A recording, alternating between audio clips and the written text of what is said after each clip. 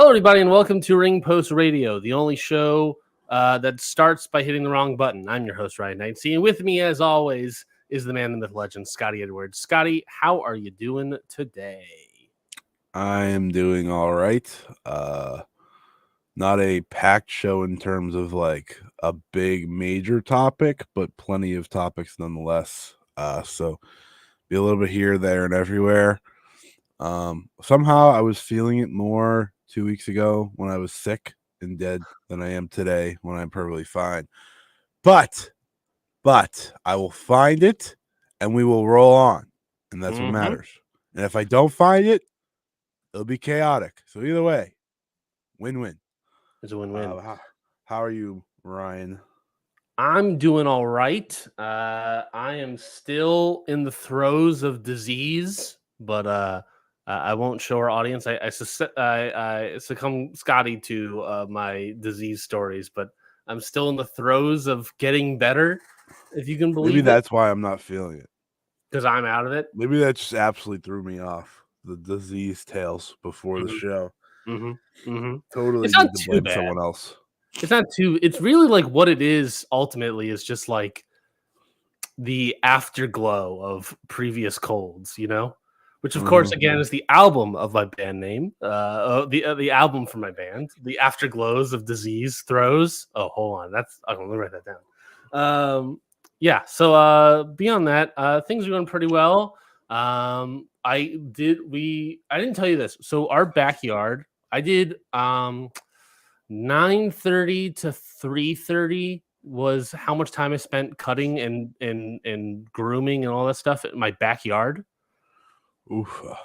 Yeah, it was. We haven't cut the backyard, Scotty, in months, and it got so bad that it started attracting snakes.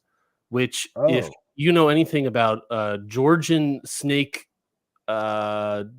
geography, I guess it was attracting copperhead snakes, some of the more poisonous snakes in America. That if it bites you, there's a good chance you'll die. So that was my backyard. You have a backyard of copperhead snakes just willing to ready to kill you at any moment. That's crazy. That day definitely sounds more terrifying than mine yesterday. What was your day? I woke up at 9:30. I moved the fridge at 10. Then my friend proceeded to have me move everything up and downstairs for the next 3 hours because he's moving into a house. So that was cool. And then I went to the mall and accidentally got a new phone. So that took another like 2 to 3 hours. Hold on. What does that mean? Well, you can't just say accidentally got a new phone. Okay, so it's accidentally because I went to the mall with no intention of doing that. And I just went in to be like, oh, my phone's almost like gone. Let me go look at phones. And then, you know, one guy comes up to you and it's like, oh, let me check this. And then by the end of it, I had a new phone, which is nice because that means I don't have to go back at least. So, you know, you look at I didn't expect it to be empty on a Saturday, to be fair. That's why it was also accidental. And then I came home, then I recorded last night. And yeah, I am now here. So hi, hey, Perfect. how you I doing? can't believe you just stumbled across a new phone. That's insane to me. I am an odd person. Things happen. I'm not proud of it, but it's okay. As you can tell, today is gonna just be the same. I may stumble across a few good thoughts. Definitely some bad, and we'll just see what happens. We'll see where this episode takes us. Did I know what we were talking about before 3 a.m. last night? No.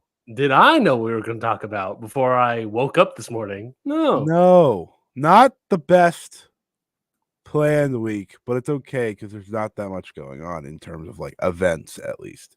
In terms of like things going on, there's a lot. But you know, we could just we'll be fine. We'll be fine. That's why we're here. There's some major stories. There's some minor stories. There's like a whole bunch of minor stories. We're not talking about Drake, so there aren't those kind of minor stories. That's crazy. That's okay.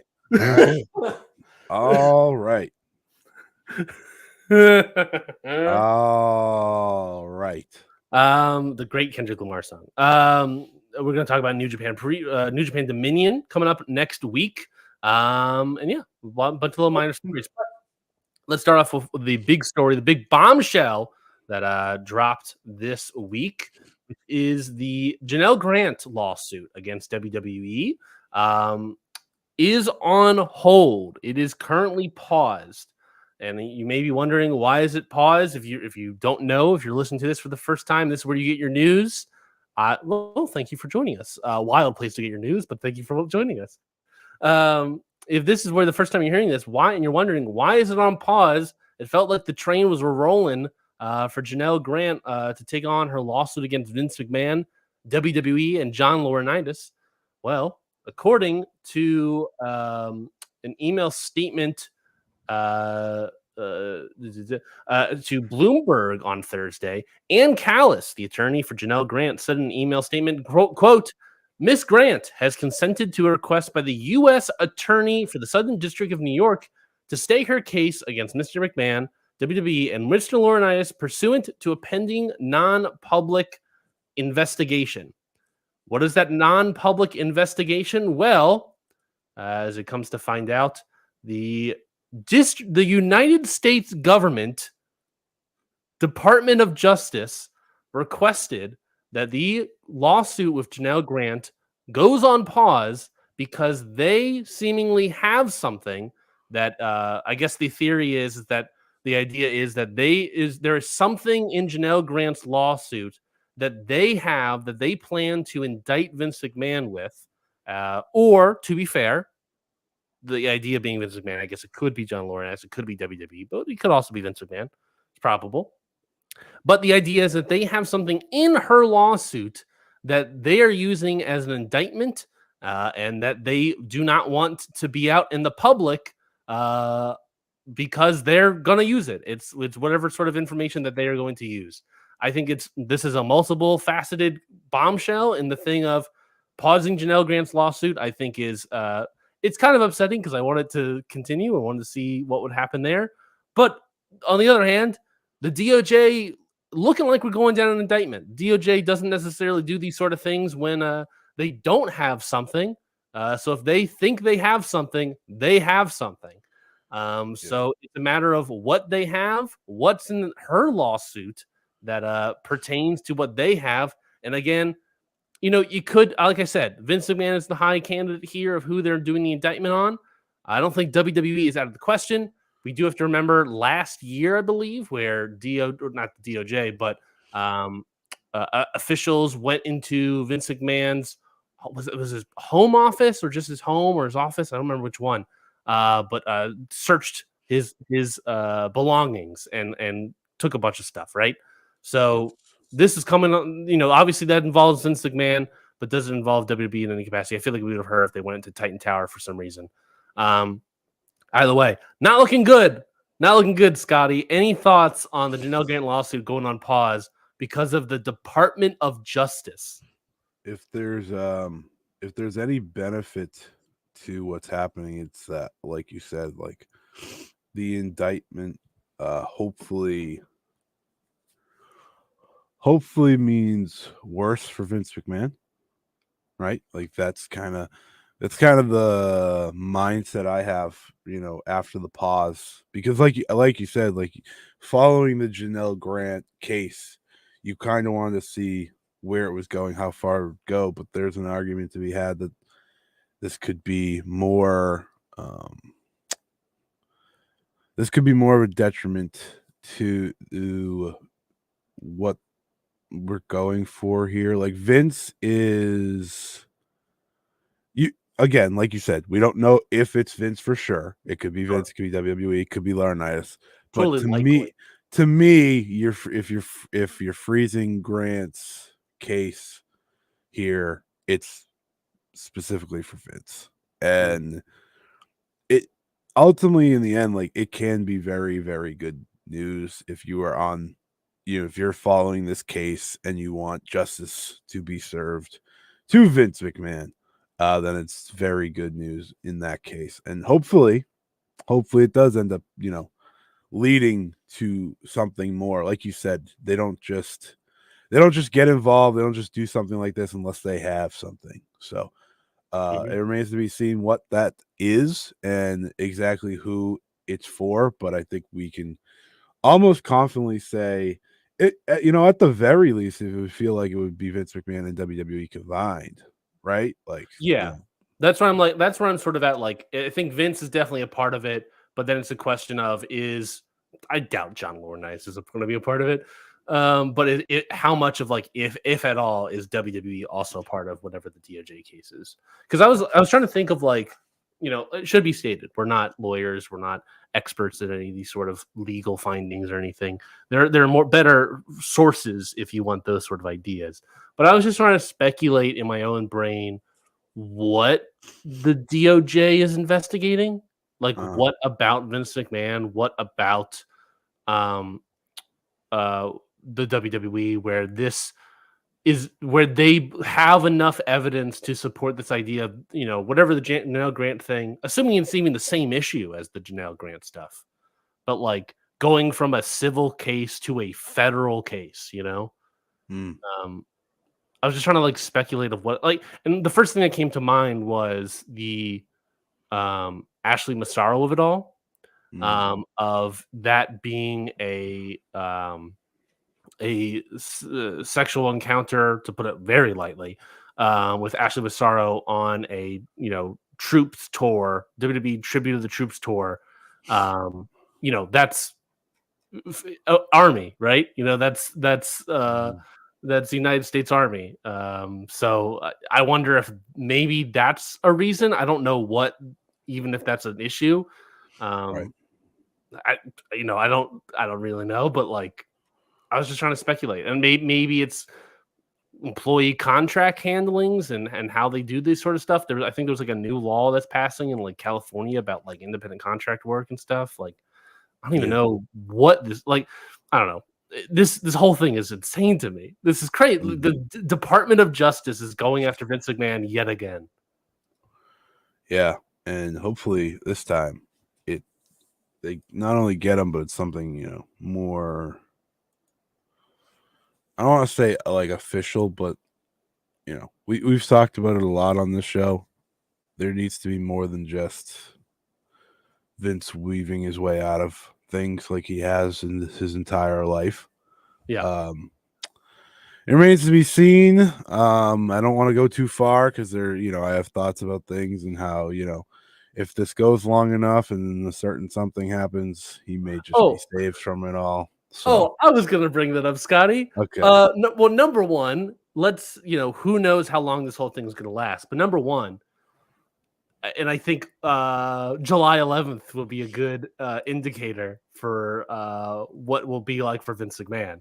But, this guy, Vince McMahon, and his friends are very old. A lot of old people, they don't really put in jail, because it's, because jail's not great for old people. It's not great for a lot of people, but it's so bad for old people that they don't want to put them in jail. So there's a good chance that, like, if anything were to happen, if he was guilty, if all these sort of things, there's a good chance he's probably not going to go to jail on this. And like you said, if November rolls around, Trump gets reelected, this is a federal thing. Trump can't pardon himself for a state crime in New York, but he can certainly pardon his friend if he gets elected and if he's able to run and able to win. He's certainly will be able to pardon his friend Vince McMahon. It's sort of this thing of like, that is like the out I get at the end of the day for Vince McMahon is however long this goes. Also, by the way, even if I don't even know how this would work in terms of every 4 to 8 years, but like if Trump were to win and put in, his own head of the Department of Justice and all this stuff, will the case just be dropped, or will they move with it entirely? Like, I don't know exactly how that works with like ongoing cases every 4 to 8 years, Like, would the case even happen at that point, Yeah. I definitely don't know. Like, I just, that's the thing. It's like, there's so much potential outcomes here. It's why, like, it's why we talk about the pause and we talk about what's going on now. And I think that's part of the. I think what we're bringing up here is part of the discussion because there's a real reality there. Vince is just trying to push it off long enough, which I think he is anyways because the man's 100 years old to begin with. But we'll see. Yeah. We will see. Now, won't we? And obviously, it should be stated, McMahon's lawyer, Jessica Rosenberg, partner of Kasowitz Benson Torres, issued the following statement. Quote, "We remain confident the evidence will prove Miss Grant's allegations are false and her complaint is nothing more than a fabricated, vindicative narrative from a disgruntled former girlfriend." That's their quote. Doesn't really have anything to say about the DOJ, of course, but she's pausing and they're saying they're going after Grant. So, that's a prerogative.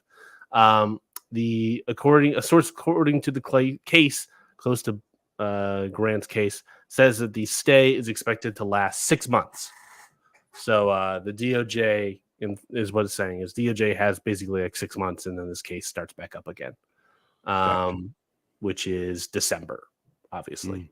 December late, November 30th, I guess, whatever day, late November, I guess, is whatever the day would be. I'm trying to look up to see. Obviously, the president appoints a U.S. Attorney General, who is the head of the Department of Justice. But when they appoint a new one, does the DOJ then drop or shift their focus or whatever on various ongoing cases? And even that's the case, it would be 6 months. That would be late November. The election obviously is. Well, when's the election? November, right? Yeah. But a new president, if Trump won, he wouldn't be president until February. Is it January or February? God, I should know more about our political January. System. I want to say it's late January, something like that. I should know more about our political system. I only live here. So the DOJ would be able to process it before the end of the year, in theory, assuming they're moving quick on this. They basically have until January to process this or whatever. So, interesting, plausible. We'll see what happens. Is he going to show up in a neck brace? Well, he's got that cane, so we'll see. But yeah, and then 2024 is when I guess this is where we're last talking about the Janelle Grant lawsuit. By the way, folks. I'm probably not going to talk about this until January, Mm-hmm. So, now it's the U.S. versus Vince McMahon. That's where we're moving into. Quite the upgrade. Quite the upgrade, I got to say. We'll see. We will see. In terms of how it goes. Yeah, I don't think it'll go great. I was listening to Voice of Wrestling podcast, and they reminded me that of basically the only reason Vince McMahon got out of the steroid trial is because of a technicality where they couldn't prove that he was dealing steroids in New Jersey, I think it was, and this was basically that was a technicality. It's like they couldn't necessarily prove. They were like, he certainly probably is dealing steroids, but we can't prove that he's doing it in New Jersey, so he's free to go. And that was the technicality of how he was able to win that case. Which, if this is a federal government thing, then we'll find out. I guess it's just a matter of where things get processed. I guess. Anyways, we don't know anything about lawyer stuff, but I definitely understand that this is a big time news story. Other big time news story, to a certain extent, more of the minor topics here, is we got a lot of contract news, but it's all WWE people. The biggest one being that Becky Lynch, the man, of course, Becky Lynch is currently a free agent. They became a free agent earlier this week, or not earlier this week, but earlier than today. Late last week, I guess, technically. I think it was officially yesterday, June on Saturday. 1st. June 1st. Dave Meltzer reported on this in the Wrestling Observer newsletter, saying, quote, Lynch's contract expires on June 1st. As many speculated, really, since Mania, she's going to be taking time off, which we all sort of knew. My gut, the idea being that she was going to take time off, and then the Rhea Ripley injury happened, and then she had to come in and do this little program with Liv Morgan. My gut says that was the plan after her loss to Ripley, but when Ripley was in, okay, he brought up exactly what I said. I should have just read the quote, Ryan. They brought her back in a short program to get over Morgan and have Morgan win the title from someone credible to build Morgan up for Ripley program. And this is the bigger thing. It was described to us as not a retirement, but a very extended absence. Scotty, what are your thoughts on this sort of Becky Lynch free agency? Her contract is shoot up, and she is going to take a very extended absence. Do you think this is a slam dunk some point later in the year? She's going to come back into WWE? Or do you think she's leaving the door open for AEW, Stardom, a little ML Dub action? I don't know. What do you think this means maybe for old Rebecca Quinn? I give the chance of her doing anything besides going back to WWE very low percentage. And you and me have had these conversations for a while, and I've pretty much remained the same here. Even with her being a free agent, I don't change that much, but this is a weird wrestling world. So I want to specify that first. Anything can happen, which is why I'll never say 0%. Especially because AEW could sign her right now. Legitimately, they could sign her right now. Like that is the reality we are living in at this moment. Anyone can sign Becky Lynch. I think Becky Billy Corgan calling up beep, beep, beep, beep. Hello. Okay. All right, let me rephrase. I think anyone with a lot of money that has a chance in hell can sign Becky Lynch. So all of probably just AEW and WWE. Can Bushiroad get a Becky Lynch? No. Bushiroad can't pay their own wrestlers. Like what? No. So Becky Lynch being a free agent is gigantic in the idea of that, right? AEW could sign her tomorrow and get who would probably be their biggest star instantly. That's how big of a star Becky Lynch is. We Mercedes Moné, gigantic star. It would be those two. That would be your biggest two stars. But Mercedes Moné never peaked as high as no woman in America has peaked as high. Becky Lynch was the face of WWE at one stage for like she was 2 years. Maybe? She was the face of the company until she got pregnant, I believe. And she deserves the time off. I want to specify that she has, like you said, the reason she was around just now was because they asked her, hey, can you help us, with Rhea out? And obviously she said yes. And, you take however you want. Did that work for Liv Morgan? I mean, she cheated both ways. So I would say yes, but whatever. But Becky Lynch has been with WWE since 2013. Becky Lynch has a very interesting career where she, wrestled here, there, and everywhere. In 2004, 5, and 6, retired. Didn't do wrestling for years, then came back, then signed with WWE, and the rest is history. If I am AEW, you have to reach out. 100%. Due diligence. If you don't reach out, you are fooling yourselves. Listen. I know AEW diehards. They love the Ospreys and the Okadas, right, and the super wrestlers, right? There is no bigger free agent in the universe this year. Mercedes when I signed in January, anyways. But even so, Becky Lynch is that big of a free agent. It's just, she would bring eyes. She's always been a ratings person for WWE. She's multi-time world champion. Like we said, for 2 years, she was the face of the freaking company. Yeah. It's like, and she was world champion this year. And she was in a WrestleMania world title match this year. Like, like the list goes on and on and on and on. She main evented WrestleMania, so you just gotta you got to reach out. I don't see her going anywhere besides WWE. I will say that again because Seth is locked in with WWE for the foreseeable future. I just don't see them going apart, especially because they're parents now. Yep. If they weren't parents, maybe it's a little different. Like maybe Becky would want to try something new. But if she wants a lighter schedule, AEW is always an option. Though I think WWE would literally be willing to give her anything to keep her. So if she wanted a lighter schedule, like no house shows, I think they would say yes. Yeah, I wonder how many house shows she's sort of done in the past. Let me look up her cage match here. She did wrestle them as recently as last month at the beginning of the month. So she did stay on the house shows this year. Okay. So she's still on a house show sort of contract negotiation sort of thing. So yeah, I think you're right. Like if she for WWE, it's a matter of obviously what she wants, but like you would think as a mother, maybe who knows, maybe they even want another child. Maybe that's part of this extended absence as well. Maybe they're trying or whatever. You don't know. We don't know what's happening with their lives.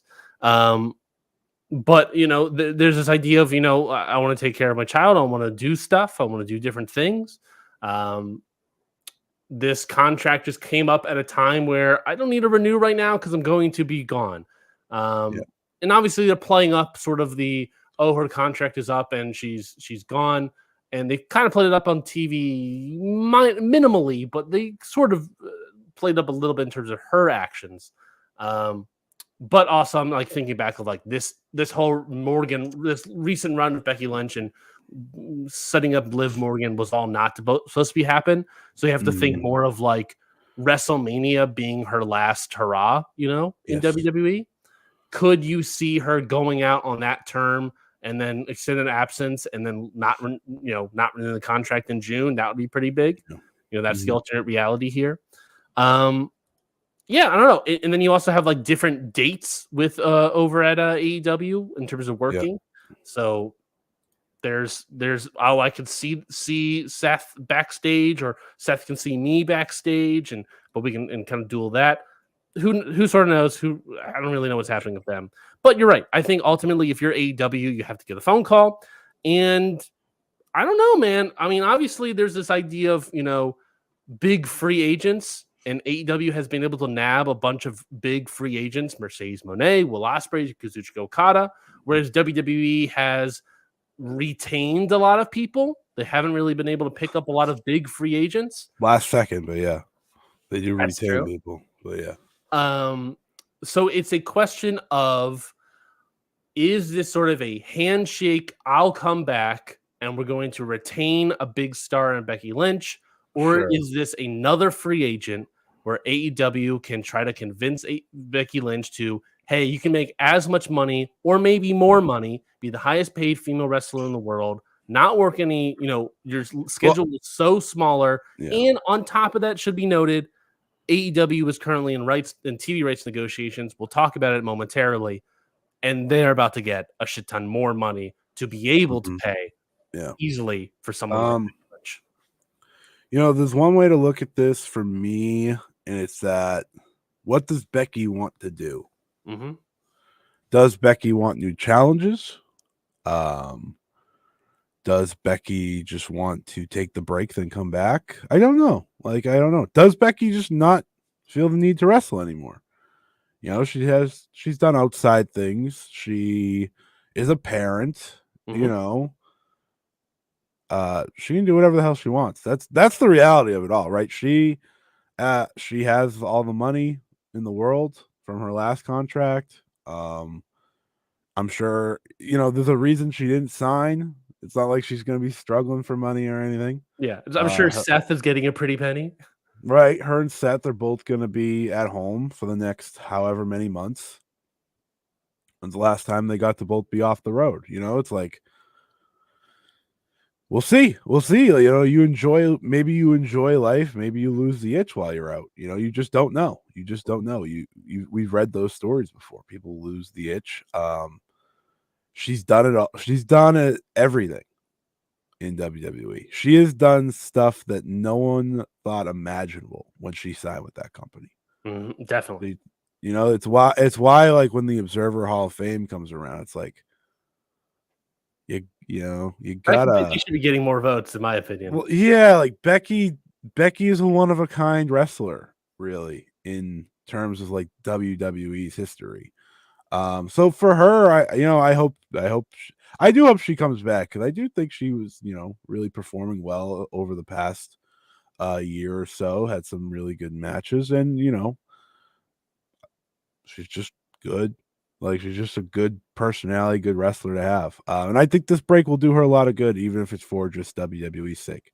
Like, I think when she comes back, it'll be fresh. And let's talk, let's say Becky Lynch, let's say Rebecca Quinn is a little more selfish, right? This past year, and I think a lot of it has been of her own choice, but this past year has really been her putting over other people. Tiffany Stratton, Rhea Ripley, Liv Morgan just now. Maybe she's a little selfish. Lyra Valkyria as well. Lyra Valkyria, thank you. Putting over a lot more people, right? Maybe she's a little selfish. Maybe she's like, I've done everything in WWE. I'm at the point now in my booking where I'm just putting over the next wave of talent, which I'm sure she wants to be doing that as well. But maybe she's like, I still got another run in me. If I go to AEW, I'm going to work people that I've never worked before. Well, for the most part, never worked before, and be able to work on new challenges and prove myself differently and kind of start over in that sense.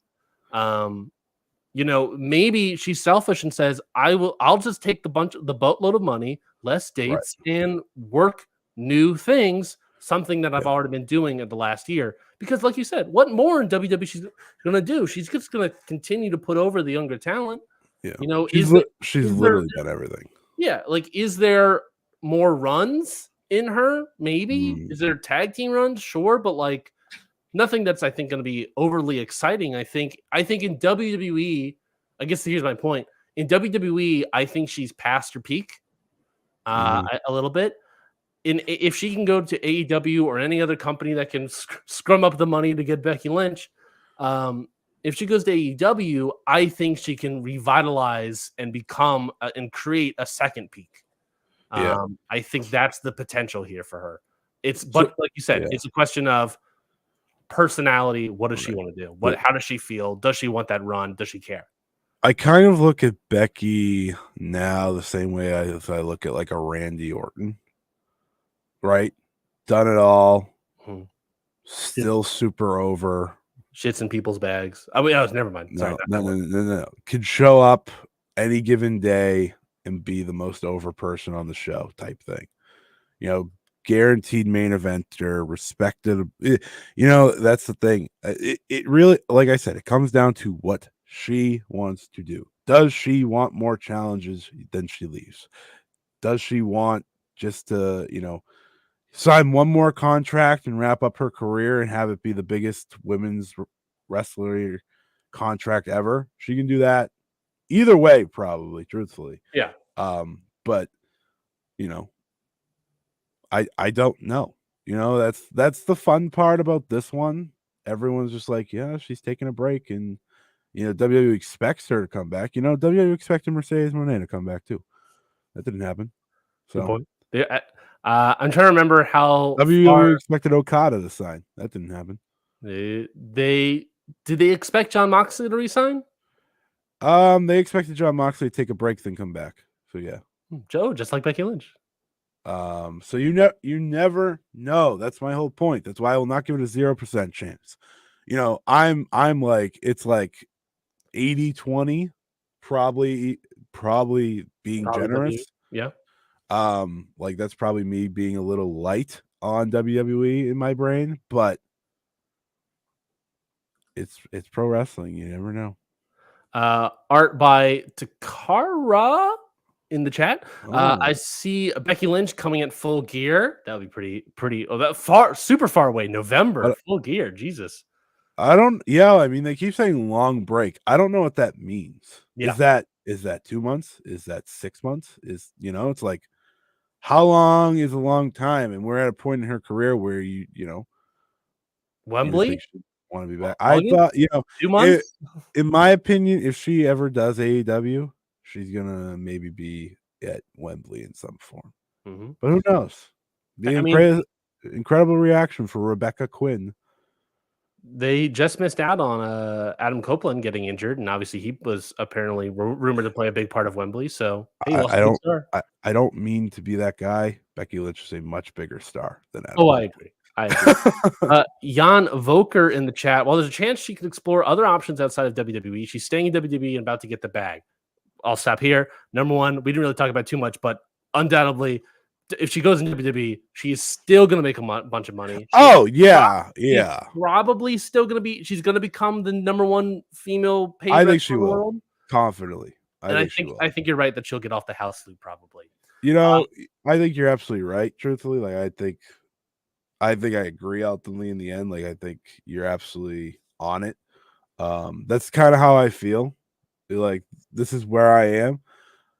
But for her sake, she has to explore because she's just going to bump up her number more and more as she explores, right? That's what Adam Copeland did when he originally came back to wrestling, right? He was like, AEW, hey, and then he went back to WWE. He's like, this is the number they gave me. Beat it. Yes. Yeah. And that's what they did. And he goes on to say that's why everyone's contracts are going to the end. I'm going to put a quick pin in that statement. Hassan Habani seems like Becky is doing the MJF angle, and then they write, I don't see her moving from WWE. I want to go back and take that pin out. That's why everyone's contracts are going down to the end. There are other contracts set to expire soon, according to various outlets. Natalia has her contract set to expire soon.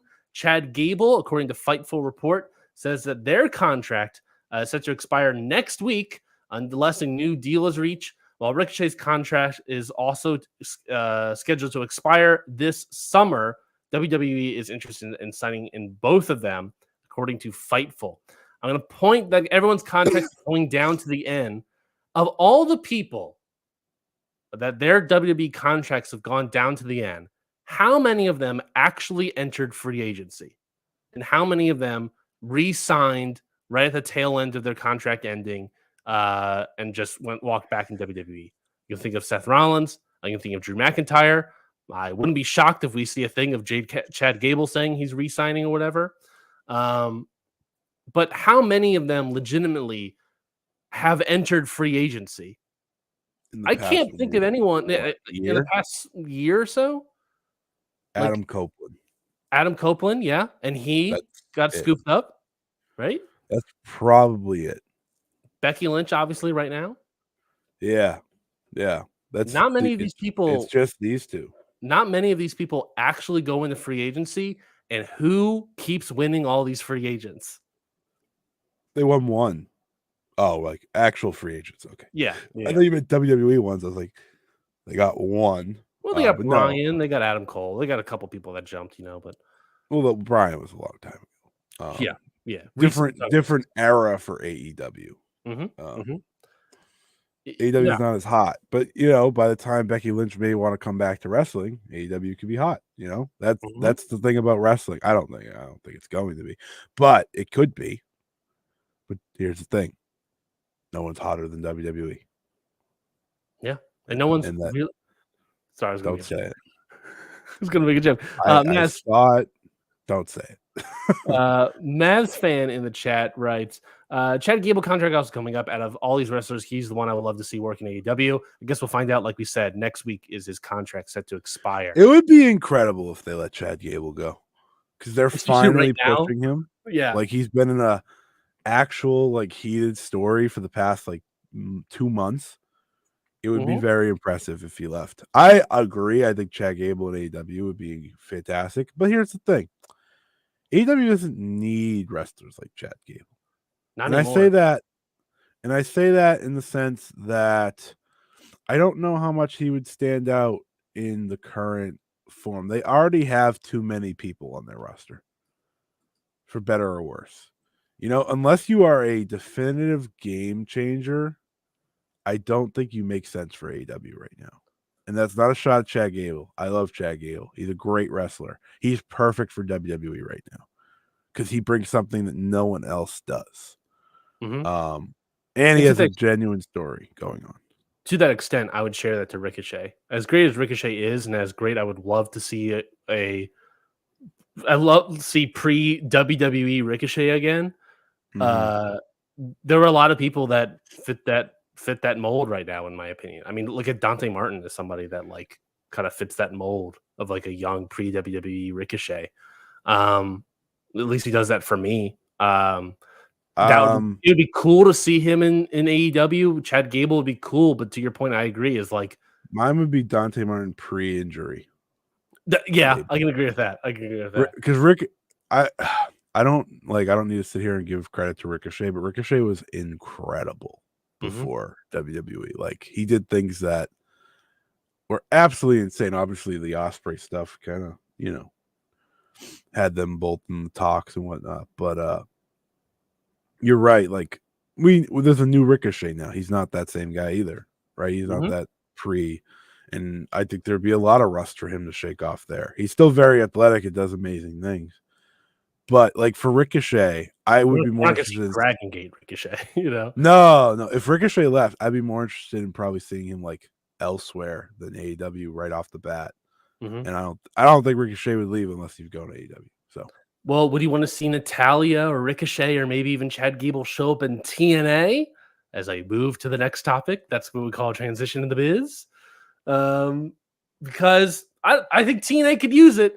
TNA's got a lot of stuff going on, and they had a big week on this week in some ways. In NXT news, something we rarely do, it was announced that at NXT Battleground, also this Sunday, so I guess this kind of serves as our preview, a promotional match is set to happen as NXT Women's Champion Roxanne Perez is set to defend her title against TNA Knockouts champion Jordan Grace. Jordan Grace came out to a surprise on NXT this past Tuesday, and she's laid down the challenge. So again, this Sunday or next week, it will be Jordan Grace versus Roxanne Perez at NXT Battleground. What is your sort of thoughts? What is your sort of take on this interpromotional match happening between TNA and WWE? see, I'm not gonna be the scared person here. I'm just gonna say it's pretty cool. Like, I don't know, seeing that on WWE TV's new, unique, different. I also don't like a lot of people are like, oh, she's gonna lose to a developmental wrestler. I was like, I don't really care. I She don't probably really will. care. Yeah, but okay, NXT's at a higher level than TNA Mm-hmm. currently. Like you just can't say it's not. Is Jordan Grace at a higher level than most? For sure. She's awesome. But that's just the reality. Like NXT is over TNA. Mm-hmm. And which one's going to the CW? I mean, I know it's CW, but like which one's going to the bigger channel soon, right? Which one's on Access still?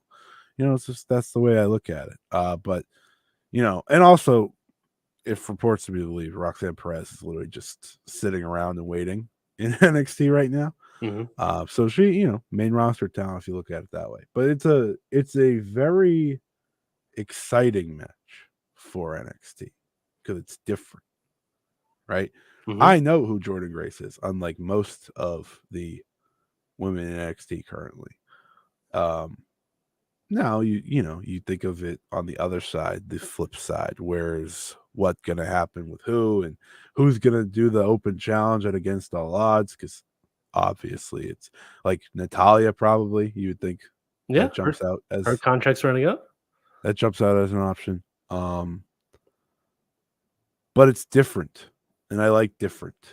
Now, I know everyone's fearing for TNA's life, but listen, I've seen people clown TNA all year. I don't think people really care. That's what I've decided. Like people are just, it's WWE, so they automatically fear. But like, I don't think anyone cares about TNA. I think they're lying.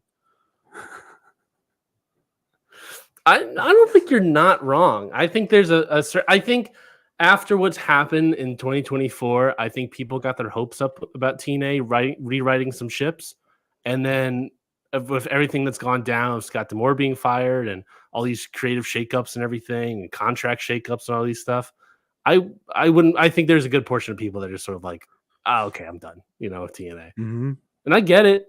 It's been a rigmarole with that company, especially lately, and I wouldn't be shocked if people are like, I can't follow this company right now.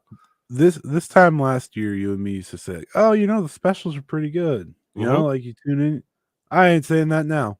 Yeah, I don't even know when the next TNA thing. I don't even think I ever read it down. I think it's July. I saw this the other 15th, maybe 14th or 15th against all odds. June 14th in a couple weeks, in like 2 weeks. That's Against the all Open Challenge place. So yeah, Jordan Grace in NXT. I don't necessarily know how I feel about it. I think it's an exciting thing to see. Obviously, Jordan Grace was in the Royal Rumble earlier this year. There's been a lot of quotes from Shawn Michaels saying that, like, I'm a big fan of Jordan Grace, and I wanted to use her in some capacity, but she was used in the Royal Rumble, and I was like, I want to get that too. And he wants to return wrestling to its exciting days, and this is certainly an exciting move. Exciting would be if she won. That's what I was about to say. The really exciting thing is if Jordan Grace won and we get a full-on invasion angle sort of gimmick. If it's just Jordan Grace, that's one thing, but I would love to see more involvement. And TNA has enough WWE people that if they wanted to, they could do that. It would be certainly interesting, it would be I think fun. I would be in tune with NXT this summer if they were doing an invasion angle with TNA. And then NXT ultimately loses, or NXT ultimately wins. Well, if NXT lost, I don't know. But NXT ultimately wins. But right here, right now, I'm sitting here being like, I don't see Jordan Grace necessarily winning. I think maybe there's a chance. I'm not saying a 0% chance, but it's a chance. And look, if WWE really likes Jordan Grace and they want to continue using Jordan Grace, I think everyone should, by the way. And as soon as her contract is up, WWE is going to come calling and say, we want to pick you up. Then, maybe there's an argument to having Jordan Grace win this title and showcasing her to the WWE audience so that when her contract's up, then she pops up back in the company. I'm still genuinely shocked she didn't leave last time her contract was up. Felt like the right time. But it's working out for her. She's becoming a bigger name while being in TNA. Right now she is their biggest name. Yeah. I think so. Default almost. And maybe it's partly because of this stuff, but that's fine. Like, she's good enough to make them want to do this. That's the best way to look at it. And it's the most interesting thing going on in NXT in a long time. And it's because of her. So I look forward to that Battleground show. Was it next Sunday? I believe. Correct. Next Sunday. I mean, everything I saw otherwise on that show was like, not great. And then I saw that, I was like, well, now I'm intrigued. So they did what they needed. We obviously are going to do our full lineup here. We're not going to do a preview of Battleground, but in case you're wondering, that show is Roxanne Perez versus Jordan Grace for the NXT Women's title. The NXT North American Championship, Oba Femi defending against Wesley and Joe Coffey. Wesley is back in NXT, so of course you got to slap him in a triple threat. Joe, whatever. I don't know. Because he trained The Rock, probably. NXT Underground, Shayna Baszler versus Lola Vice. NXT Tag Team titles, Nathan Frazier and Axiom defend against the OC, Luke Gallows and Carl Anderson. And a ladder match to crown the first ever NXT Women's North American Champion.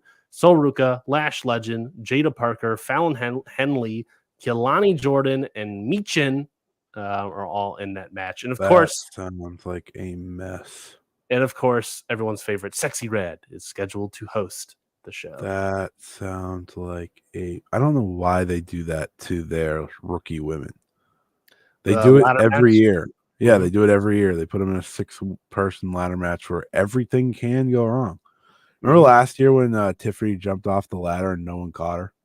Yeah, that was awesome. And there'll be an NXT title match, of course, as well. Yes, but that NXT title match, I didn't say about the contract news, but that looks to be that they're setting up Trick Williams versus All Ego Ethan Page coming out to the ring in a shock, but not saying not a pop in that crowd, I would argue. But Ethan Page looks like he's going to be challenging Trick Williams at that pay-per-view as well. That'll probably be made official on Tuesday. I thought for sure he was going back to TNA. I really did. Oh, like, maybe this is part of that TNA invasion angle. Huh? Maybe. Probably not, but maybe. Like that was my belief. But I applaud him. He went up in the world. He went from non-existent Ring of Honor to NXT and challenging for the NXT Championship. Mm-hmm. I can't get mad at that. Good for him. You know, like they're gonna offer you the contract, you take it. And Ethan Page, we've complimented him from time to time on this show. He's a good wrestler. I never thought like AEW got to a point where they just did not need him at all. That's just the reality of their roster and where they are. And I don't know if Ethan Page would make it on the main roster, truthfully, to begin with. But for conversation's sake, it's a great spot for him. Good for him. He can be pretty good in NXT, if he's going to do the player coach type thing, I'm guessing, for a little bit. I mean, he's still pretty young. How old is Ethan Page? For a guy that's been around forever, it feels like 34. Jesus. Yes, he's very young. Which says pretty much all I think you need. Like, there's a lot of room here. And, he's a charismatic guy. He can cut a promo. That can get you far in WWE. If you get enough time to show it, it can get you far. It's better signing than Lexus King. I'll give him that. Better signing than Sean Spears? Yeah, Sean Spears is a player coach because Sean Spears is a lot older, I think. Not a lot older. That sounds a little mean, but decent enough. Yeah, he's 43 years old comparably. He's almost 10 years older. So that's, it's different, but good for Ethan Page. Well, speaking of TNA as well, they had and undergone some changes in both their creative and live events teams following various resignations and layoffs. This all comes from Wrestling Observer Newsletter and also PW Insider. Wrestling Observer Newsletter reported that Robert R.D. Evans have resigned from this week from TNA, with PW Insider later reporting that the relationship between the de facto head of creative, which was Robert R.D. Evans, and TNA has, quote, grown strained in recent weeks, which had left Evans frustrated. So in a matter of 6 months, we have lost Scott D'Amore. And then when Scott D'Amore left, Robert Evans became the new head of creative. And now Robert Evans is also gone. Not great. That leaves us with what? Tommy Dreamer and Gail Kim, maybe. I don't think she's actually in it, but and I think there's one other person. I'm forgetting their names, but he was also a former WWE writer. So he came into the company and now he's gone from the company. PW Insider also reported that Dave Salhidi is gone after being laid off. He was the company's creative director starting in 2019. The PW Insider also reported other layoffs in the live events group as part of restructuring efforts, but no specific names were attached nor a succession plan. So they lose their creative director and a bunch of the layoff team and also the head of creative. So a lot of stuff happening. It's at a week where Jordan Grace is popping up in NXT, where I think WWE is sniffing out stealing Jordan Grace when her contract comes up, stealing your biggest star. You lose your second head of creative in 6 months, and your live events division gets even smaller. I don't know, Scotty. Not looking great for TNA, I gotta say. Not looking great at all. I don't want to be that guy that sounds like I'm defending WWE. It wasn't looking great 4 months ago when they fired Scott D'Amore. Like, I think everyone, once that happened, said, all right, here we go. You know, like there was no plan in place when that happened. There was no plan in place. And it just proves more and more. You watch anything TNA, it's not all that good. Mm-hmm. It just isn't. There's a reason the Motor City Machine Guns left. I feel like if there's any tell as to the current state of TNA, it was that they left. They haven't gone anywhere immediately. Surely they have a contract with AEW waiting for them, but they haven't gone anywhere. They just wanted to get out of TNA. And I think that says everything. Alex Shelley was world champion last year. Chris Sabin was X Division champion last year. Mm-hmm. And they're both gone from the company. Scott D'Amore's gone from the company. Pretty much everything that made TNA what it was, or helped to make TNA what it was for the past 5 years, is gone. So like people can look at this as like, oh, you know, WWE is going to take them, and they may take Jordan Grace. Listen, if they want to send over Jordan Grace, great. I watched New Japan do it with Will Ospreay with AEW. That didn't work out for them. Now did it? It's the same exact thing to me. It's like they're going to give Jordan Grace a big opportunity, and when her contract expires, if she goes there, let's be honest, Ryan, she should be going there anyways when her contract expires. She shouldn't be staying in TNA. She's better than that. She's outgrown them. She outgrew them last time she signed a contract. You know, you see her walk out on NXT, she's a star. You see her walk out on the Royal Rumble, she's a star. Granted, she was at the Royal Rumble earlier this year, but bigger pop than Ethan Page, I'll say. TNA is not. TNA doesn't have a place right now. Mm-hmm. Someone said to me recently, I wish America had a real third promotion. It doesn't have to be big as WWE. It doesn't have to be big as AEW, but it has to be an established promotion that feels like its own thing. Does TNA feel like its own thing? Does MLW feel like its own thing?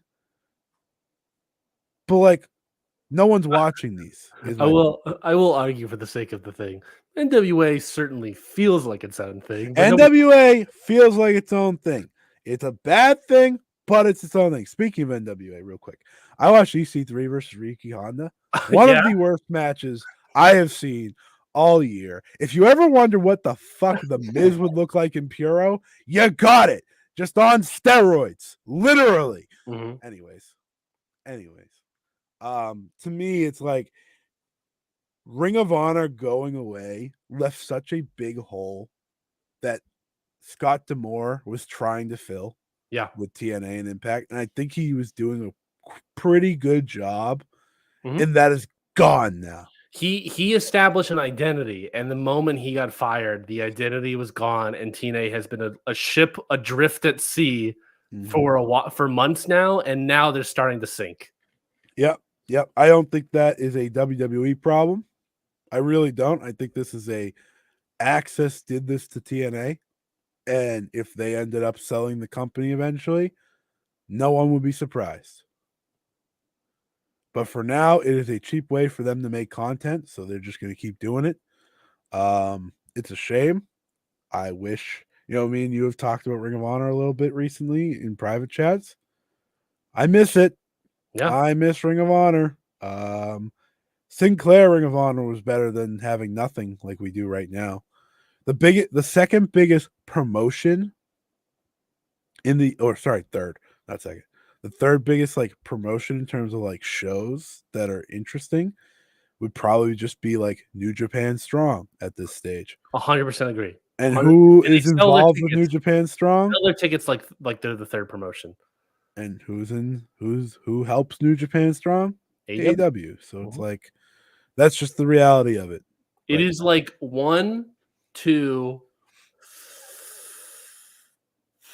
3 below out of frame. I don't even know. Like, I don't think you can make the argument. It's New Japan Strong as 3, and then 4 is just like whoever's hot that month. Is it TNA? Is it ML Dub? Is it GC Dub? Is it whatever these places are?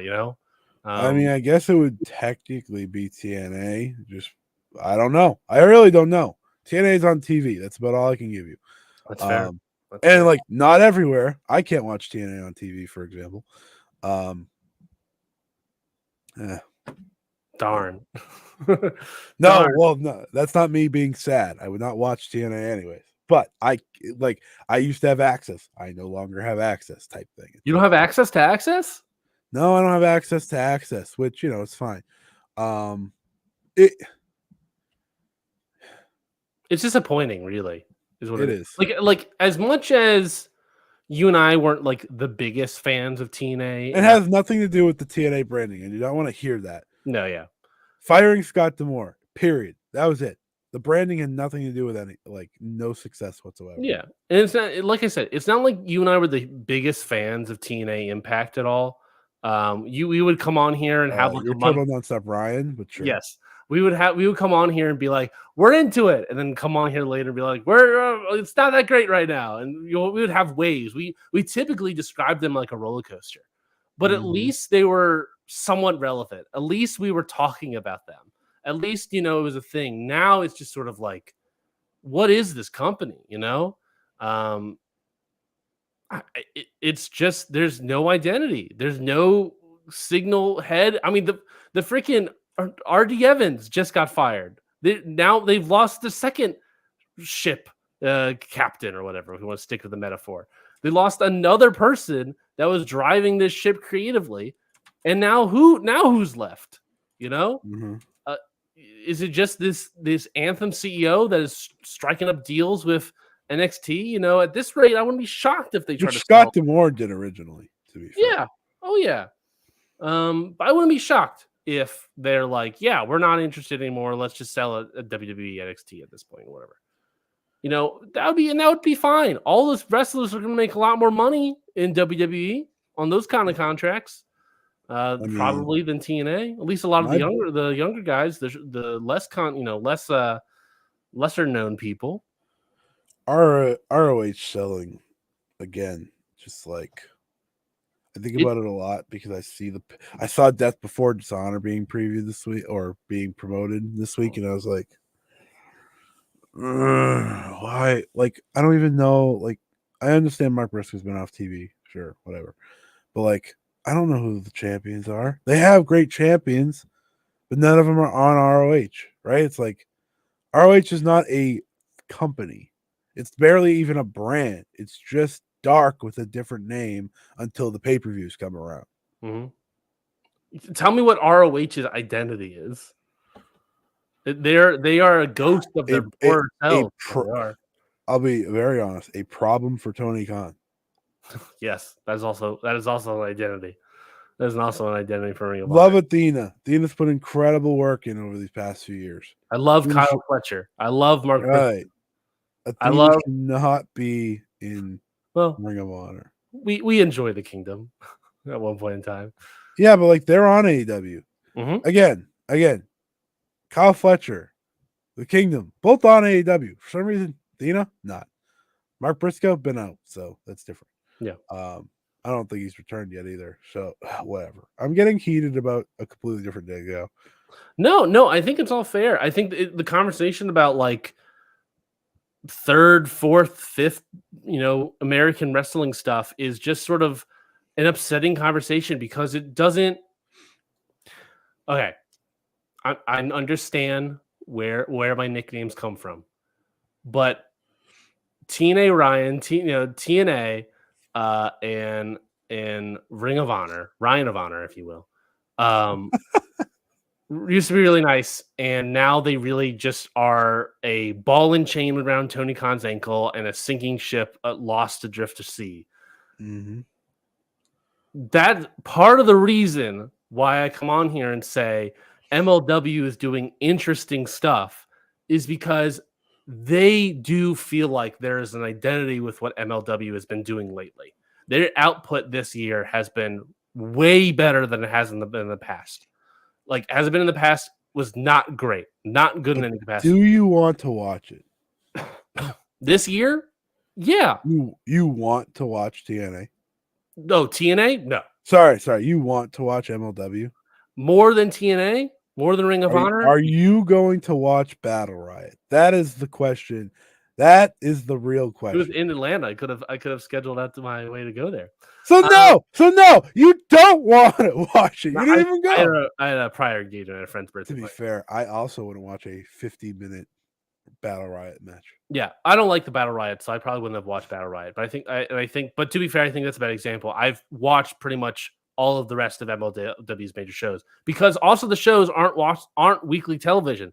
They're just like a big kind of show every 2 weeks, and that's all you have to. It's less MLW you have to gauge with, and it's actually been booked better and has a better identity than what Ring of Honor is and what TNA is. Out of between those three companies, I would take MLW any day of the week, quite honestly. You could have said Paul Walterhauser. Big time. Well, hey, we're colleagues over here, so I gotta shout out Paul Walterhauser every once in a while. But I mean, honestly, it's like MLW at least feels like something when I watch it. That's my ultimate point. I understand it if you're not a big fan of it, Scotty, but like that is the situation, and I understand that. The big problem with them is that I also think that they've burned out so many people, and they're still so small, and they're basically a glorified. This pay-per-view had Alex Kane versus AJ Francis. I know. I'm not saying everything. That match was longer than the MLW World Title match. Not a shock. Honestly, not a shock at all, because I'm sure that was wrought with interferences too.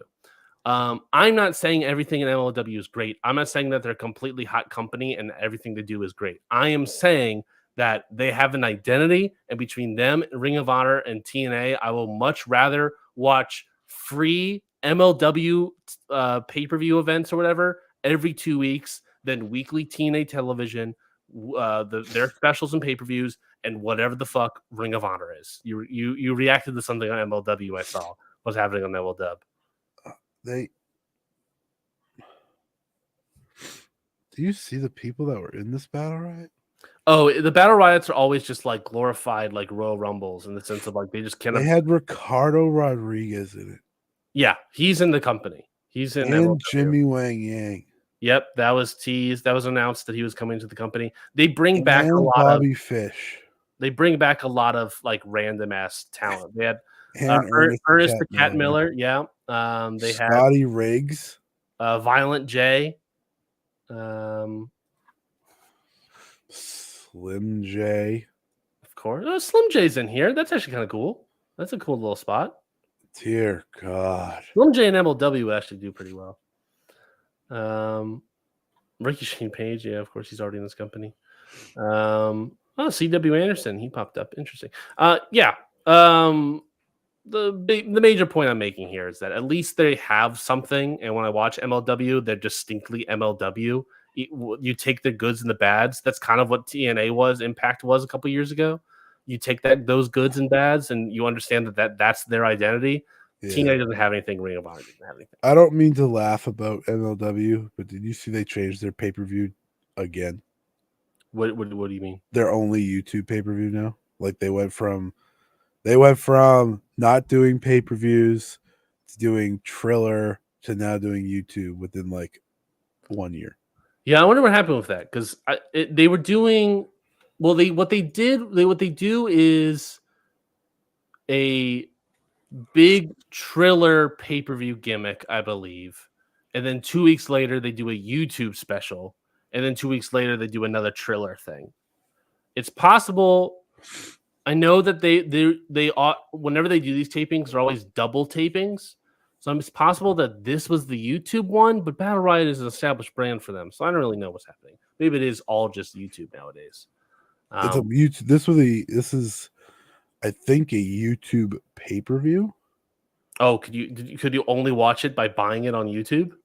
Oh no, they're free. Never mind.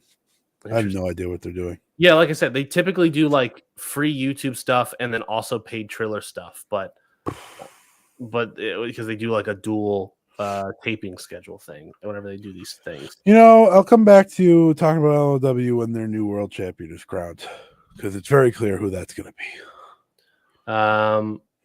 They also filmed MLW Anniversary at the Atlanta show, where it was Mystico versus Star Jr. as a singles match. That makes sense because based off the Battle Riot, Star Junior eliminated Mystico. So that will probably air wherever that airs. I guess we don't know. Is there anything, if you're looking at YouTube, is there anything that says like where that would air? If it says anywhere on the... No.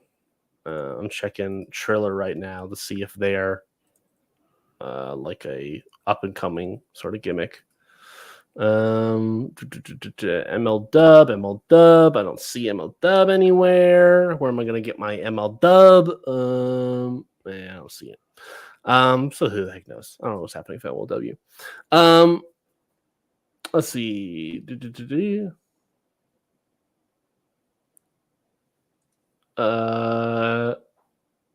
Hassan Albani writes, after last pay-per-view, Ring of Honor has been building anything, sadly. I hope the new TV deal makes Ring of Honor its own thing. I think that's how we get our transition into the next topic here, which is the AEW TV rights update that we have gotten via the Wrestling Observer this week. There was a lot of different news. There was some reports about, AEW is not happy of all these sort of things. And then I think Tony Khan didn't really like those sort of quotes, went to Dave and talked to Dave. Because, as Dave Meltzer writes in the Wrestling Observer newsletter, the current AEW and Warner Bros. Discovery TV rights renewal negotiations is happening right now. He wrote that the per-year figures being discussed are, quote, said to be considerably more than the estimated $110 million per year or slightly more that would, in theory, take the company into profitable range. There is talk of figures being between 50% above and as much as nearly double the current number said to be already on the table. The latter figure in particular would open up the potential of tens of millions more annually for talent acquisitions. Both sides are obviously still negotiating. Right now, they have a 4-year deal of $175 million, which is $175 million for 4 years divided by 4 years is basically $45 million a year is what they make from Warner Brothers Discovery. So bumping that up to considerably more than the estimated 110 per year, which potentially being 50% above or as much as double. So basically what I'm saying here is Warner Brothers Discovery sees value in AEW. I think that's the takeaway, obviously. And they have to now. Yeah, they have to now. Especially, and they have, to that point, a money burning a hole in their pocket after losing the NBA. So they are trying to give AEW the bag. We don't fully know, based on these quotes, what is in the said bag. Are streaming rights a part of it? Are pay-per-view rights a part of it? Is Ring of Honor a part of it? And to that point, if we want to take this week's earlier quote, which I don't have in front of me. Here it is.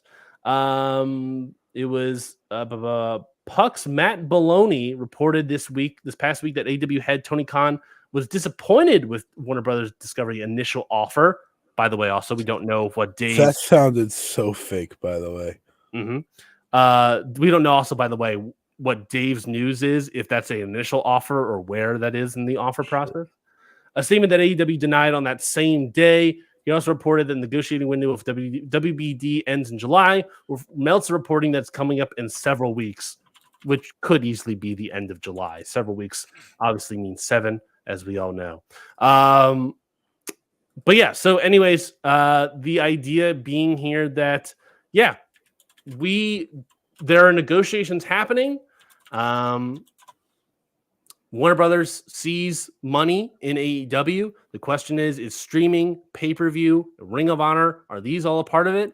And is that, or the money, part of the reason why Tony Khan hasn't signed up with Warner Brothers Discovery again? Or, just like Becky Lynch, is he going to look to get into free agency mode at the end of July, potentially? Scotty, what are your take on all these sort of TV rights discussions?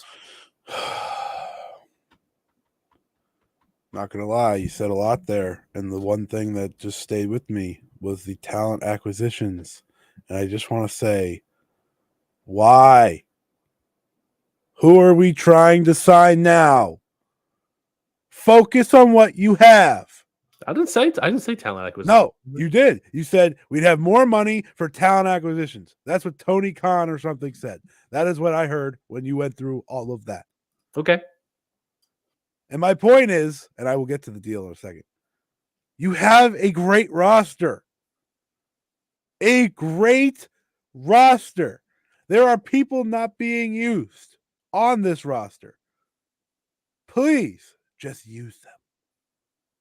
Unless a Becky Lynch is available, for example, just use the roster you have. I don't need new people introduced right now. Anyways, TV deal. I will talk about that now. They're going to make their money. Sorry, AEW is not a failure. I'm sorry. I am sorry, folks. It is not going to happen. This is the first I'm hearing of this. I know. The deal is going to happen. AEW is going to live on for years to come. I am sorry. I know. The reign of terror last year did make us feel like maybe it wouldn't. I get it. But no, in all seriousness, they're going to get a great deal. And it's going to make it a profitable company for the first time in its run here, which is big news. How profitable, though, right? That's the question. How much money are they going to get? What channels are they going to be on? Like all this. What could Collision do? You know, you look at this and like, what if they sign with WBD? Does everything stay the same? I don't think so. I think you could see a lot of changes besides Dynamite. Dynamite ain't moving. I think there's a potential for changes, right? With Rampage, there's potential changes with Collision. God, I hope there's changes with Collision. As much as I love it being just a wrestling show, I really don't love that at all. Rampage doesn't exist for me, so like whatever. But it's great news. Ultimately, that's what this is. It's great news for AEW. If you're an AEW fan, if you're a pro wrestling fan, this is good news, truthfully, because it means there's a second wrestling company that TV networks are willing to put out a lot of money for, and that's a good thing. I have my many problems with AEW these days, but I am not one to sit here and say, oh, I hope they don't get a TV deal. I hope they close, so he's a failure.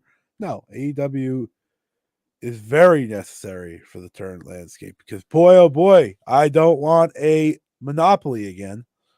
So this is great. And I look forward to seeing what the final number ends up being. Is it that 110? If it's supposed to be north of whatever. Like, there's all these numbers that are being thrown out. No one really knows. Remember when we were at 1 billion once upon a time? That was fun. We'll wait and see. But it's a good news. Probably a 5-year deal, whatever it is. And we'll get there. I don't think they're signing a 10-year max contract like Raw did with Netflix. So we'll see. But fingers crossed, Fingers crossed, all goes well. But I still think you should test the market. That's my hot take. Well, before can I put in that pin in that real quickly? I got some napkin math for you. 4 years. Yeah, 4 years is $175 million. Obviously, 4 years, they've been on TV for 5. Why is that the case? Because remember, they re-signed that new contract around Moxley's title reign for 4 years at $175 million, which included the addition of Rampage. And of course, they later got the addition of Collision as well. That new contract, 40 years, $175 million, signed January of 2020. Good time. Got right into the wire. If there was anything later, I don't know if that would have happened. But if you want some napkin math, obviously the estimate is $110 million. Dave is saying it's way higher than that potentially. $110 million a year from 45 is an 86% increase immediately. If you want to look at 100% increase, that is $135 million a year. which across 4 years, I'm just sticking to 40 years because that's what we got. It could easily be 5, but 4 years is $536 million. So basically, if they wanted to have 100% increase, which I don't think is as high as what Netflix is giving Raw, but to also be clear, it's just Raw, but also all of the international TV deals, for the most part, all of them, as previously discussed. So it's a lot of money, but also a lot more stuff isn't part of that. But also here just is going to be the total package, ideally, for AEW. But if it's just Dynamite, Rampage, and Collision going from $175 million plus whatever Collision's worth for 4 years to $536 million, that's pretty good, gotta say. Mm-hmm. That is pretty good. That is 100% increase, which, according to Dave, seems plausible. So that would be massive. That is you are raking home so much more money, basically $100 million more a year, just for your 3 television things. And by the way, again, we do not know if streaming is a part of this, if Ring of Honor is a part of this, and if live pay-per-views. Streaming could be a part of this, and it could be that the pay-per-views pop up on Max after the fact. But the pay-per-view rights is the bigger thing. Are we going to see live pay-per-views on HBO Max? All of that, obviously, we don't know per the deal. Now, I want to think do you have a thought on this before I take my pin out? Yeah, deal takes a little hit if this is all this plus pay-per-views. Like if it's this deal that we're talking about, this with much pay-per-views, $500 million with 3 TVs, Ring of Honor as a 4th television, pay-per-view and streaming. It's a little bit less. Yeah, it's still great though. It's the way I look at it, it's the amount of money it should be for a TV product that is almost always top 1, 2, 3 on there. At least Dynamite. I'm not talking about the other 2, though. The other 2 can be made into something. Okay, Rampage probably can't. I'm gonna accept that one, but Collision can. Collision's just always been a rough time slot, especially right now with the NHL and NBA. And truthfully, they're still probably happy with that. Like Warner's probably happy with that on Saturday nights because it's still content. So, but yeah, it's a great thing. It makes sense. It's a premium product. It's live. Almost every week throughout the year. It's very rare Dynamite isn't live. Yeah, Dynamite's pretty much live 52 weeks out of the year. Collision live 40, 45 weeks of the year, let's say. This may sound ridiculous, but I would try to get Dynamite back on TNT. Yeah, so I think that's also part of it is they're all on the Warner properties, but they're also split between TNA and TBS. TNT and TBS, not TNA. Thankfully, they're not split between TNA. Yes, thank you. They're split between TNT and TBS. Is that part of the deal? Do they want to move everything over to the TBS, especially since part of the idea of the TNT is that they're after NBA and all these sort of things. They're continuing the sports, but do they want to move away from that? Do we move it all to TBS? Or do we want to move some of it, keep some of it on TNT, keep some of it on TBS, or move all of that back to TNT? You and I theorized last week that possibly the reason Dynamite has become more sports and entertainment, and Collision, we didn't really talk about this, but Collision being more wrestling, sports focus is maybe simply because one's on TBS and one's on TNT. So I agree with you. Maybe it's silly, but until I'm proved otherwise, we're going with it. Yeah, I think it's plausible. I mean, I know for a fact that there's been reports of like USA talking to WWE Raw about like, oh, we have to change this for whatever reason and having a say. And obviously there's also those rumors of does Warner Brothers have some sort of something in AEW? Based on how this deal is going? No. Yeah. So let's take that pin out. Obviously, no deal has been reached. the deal or the exclusivity negotiations contract stuff. Are you using the same pin? Yes, this is yeah. I have my pins up here. Yeah, this is the first one was a Marvel Studios pin, and the second one is going to be an old Shimmer pin that I got. So this is the second pin with a Shimmer topic. Excuse me. Second pin, I guess, would be the Shimmer pin, being that you mentioned that they should negotiate with other people. Obviously, this deal is not yet finalized, and they have until rumored end of July for the negotiations to end. Should AEW go into free agency and talk with other people? And the reason I bring this up is, what other people will they have the ability to talk to? And my concern is, if they go into free agency, is there a crawling back to Warner Brothers thing happening if it goes poorly? Because Fox is out of the game. I have no idea, and I don't think they do have like any. I don't think they have any sort of say, unless they wanted to do that with like exclusivity sort of things with WWE, with USA and CW. Or Netflix or whatever. I doubt it, but like, I don't know. WWE's weird, and contracts can be whatever you want it to be. So maybe that's part of it. So let's say you don't have Fox. Let's say you don't have USA and CW. CW obviously would be a step down, I believe. Who else do you got that would be interested in picking up your wrestling other than Turner? That's my immediate question for you, Scotty. Well, that's part of it. You have to know. Like, come on. Let's be honest here. Tony Khan's in the business, right? He knows what he's doing. He has an idea of people that may be interested in his product, and that's the only reason you would leave the exclusive rights aspect of this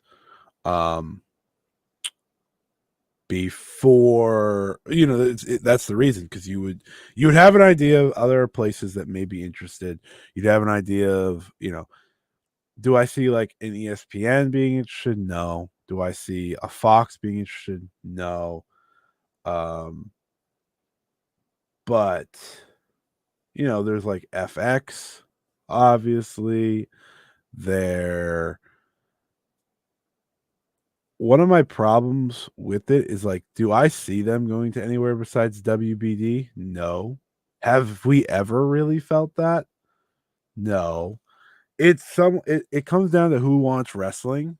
Did anyone miss out on WWE that we don't know about that maybe is interested in having wrestling? I think streaming services are always a possibility in this stage of the game. Other streamers, Amazon, Apple TV. I don't know about Apple TV. Amazon was interested in wrestling, reportedly. I could see that be a potential option. I don't know, but if there is interest, and you know about it as Tony Khan, how do you avoid that? My opinion probably is WBD has the right to match whatever. Sort of like the NBA deal. Yeah. In the end of the day, I don't see them leaving WBD. And if we got a report, in a week that they signed, I wouldn't be shocked at this stage of the game.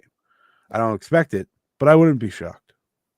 I recall back in 2019 when we were having discussions about what TV AEW was going to land on. Not when I say we, not us, because the Ring Post Radio didn't exist yet.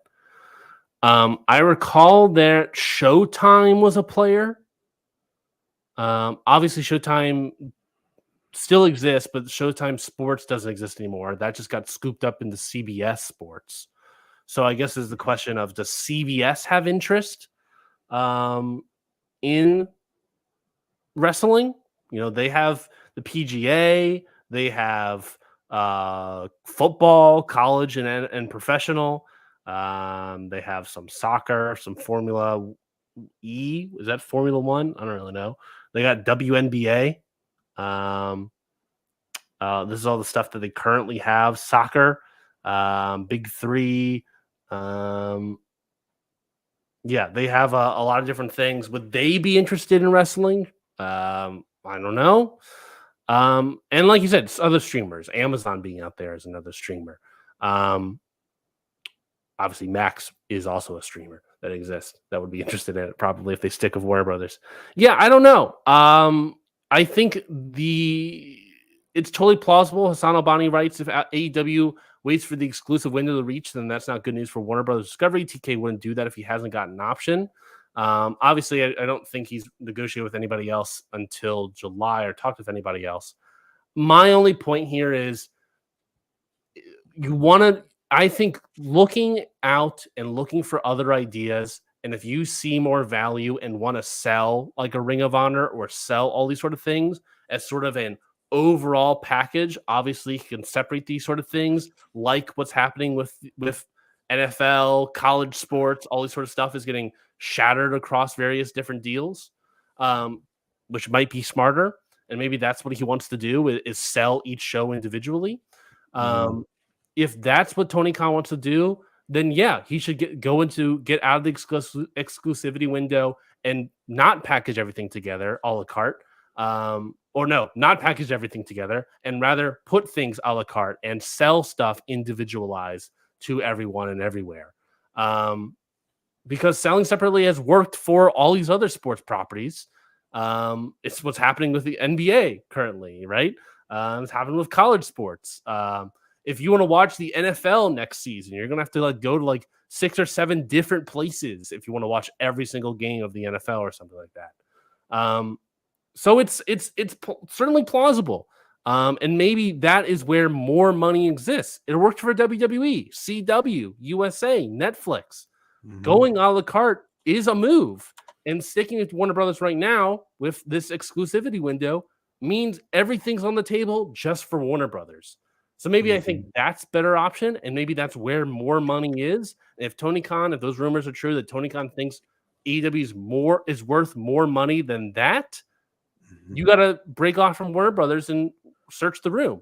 You just can't search the room for so long where no one's interested, and you have to crawl back to Warner Brothers Discovery. Because you also don't want to hurt that relationship. You don't want to be Monday Night Raw leaving for Spike TV and then being like, crap, and eventually having to go back to USA.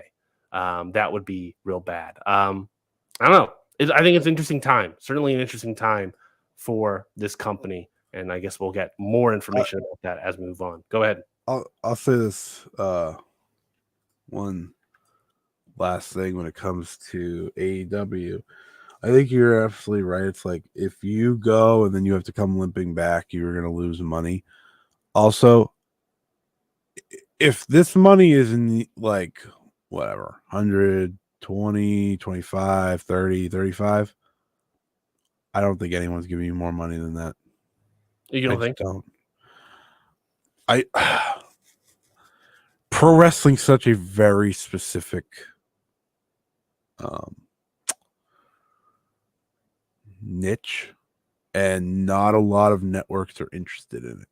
That's why for the longest time it was just WWE as well. I'm not saying there's a lot of options out there, but even when TNA got its biggest, just on Spike, and then you saw it go down and down and down and down, and right.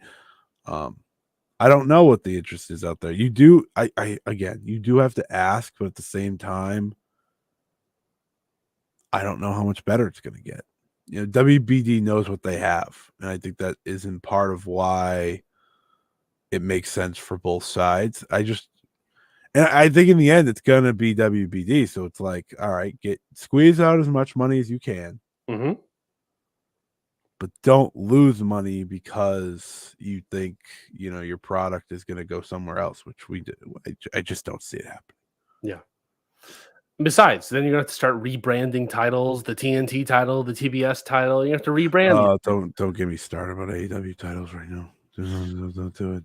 There's 3 men's mid-card belts. Yeah. And one of the mid-card champions is challenging for the world title. Well, let's talk about that. That's a perfect setup for the next topic here.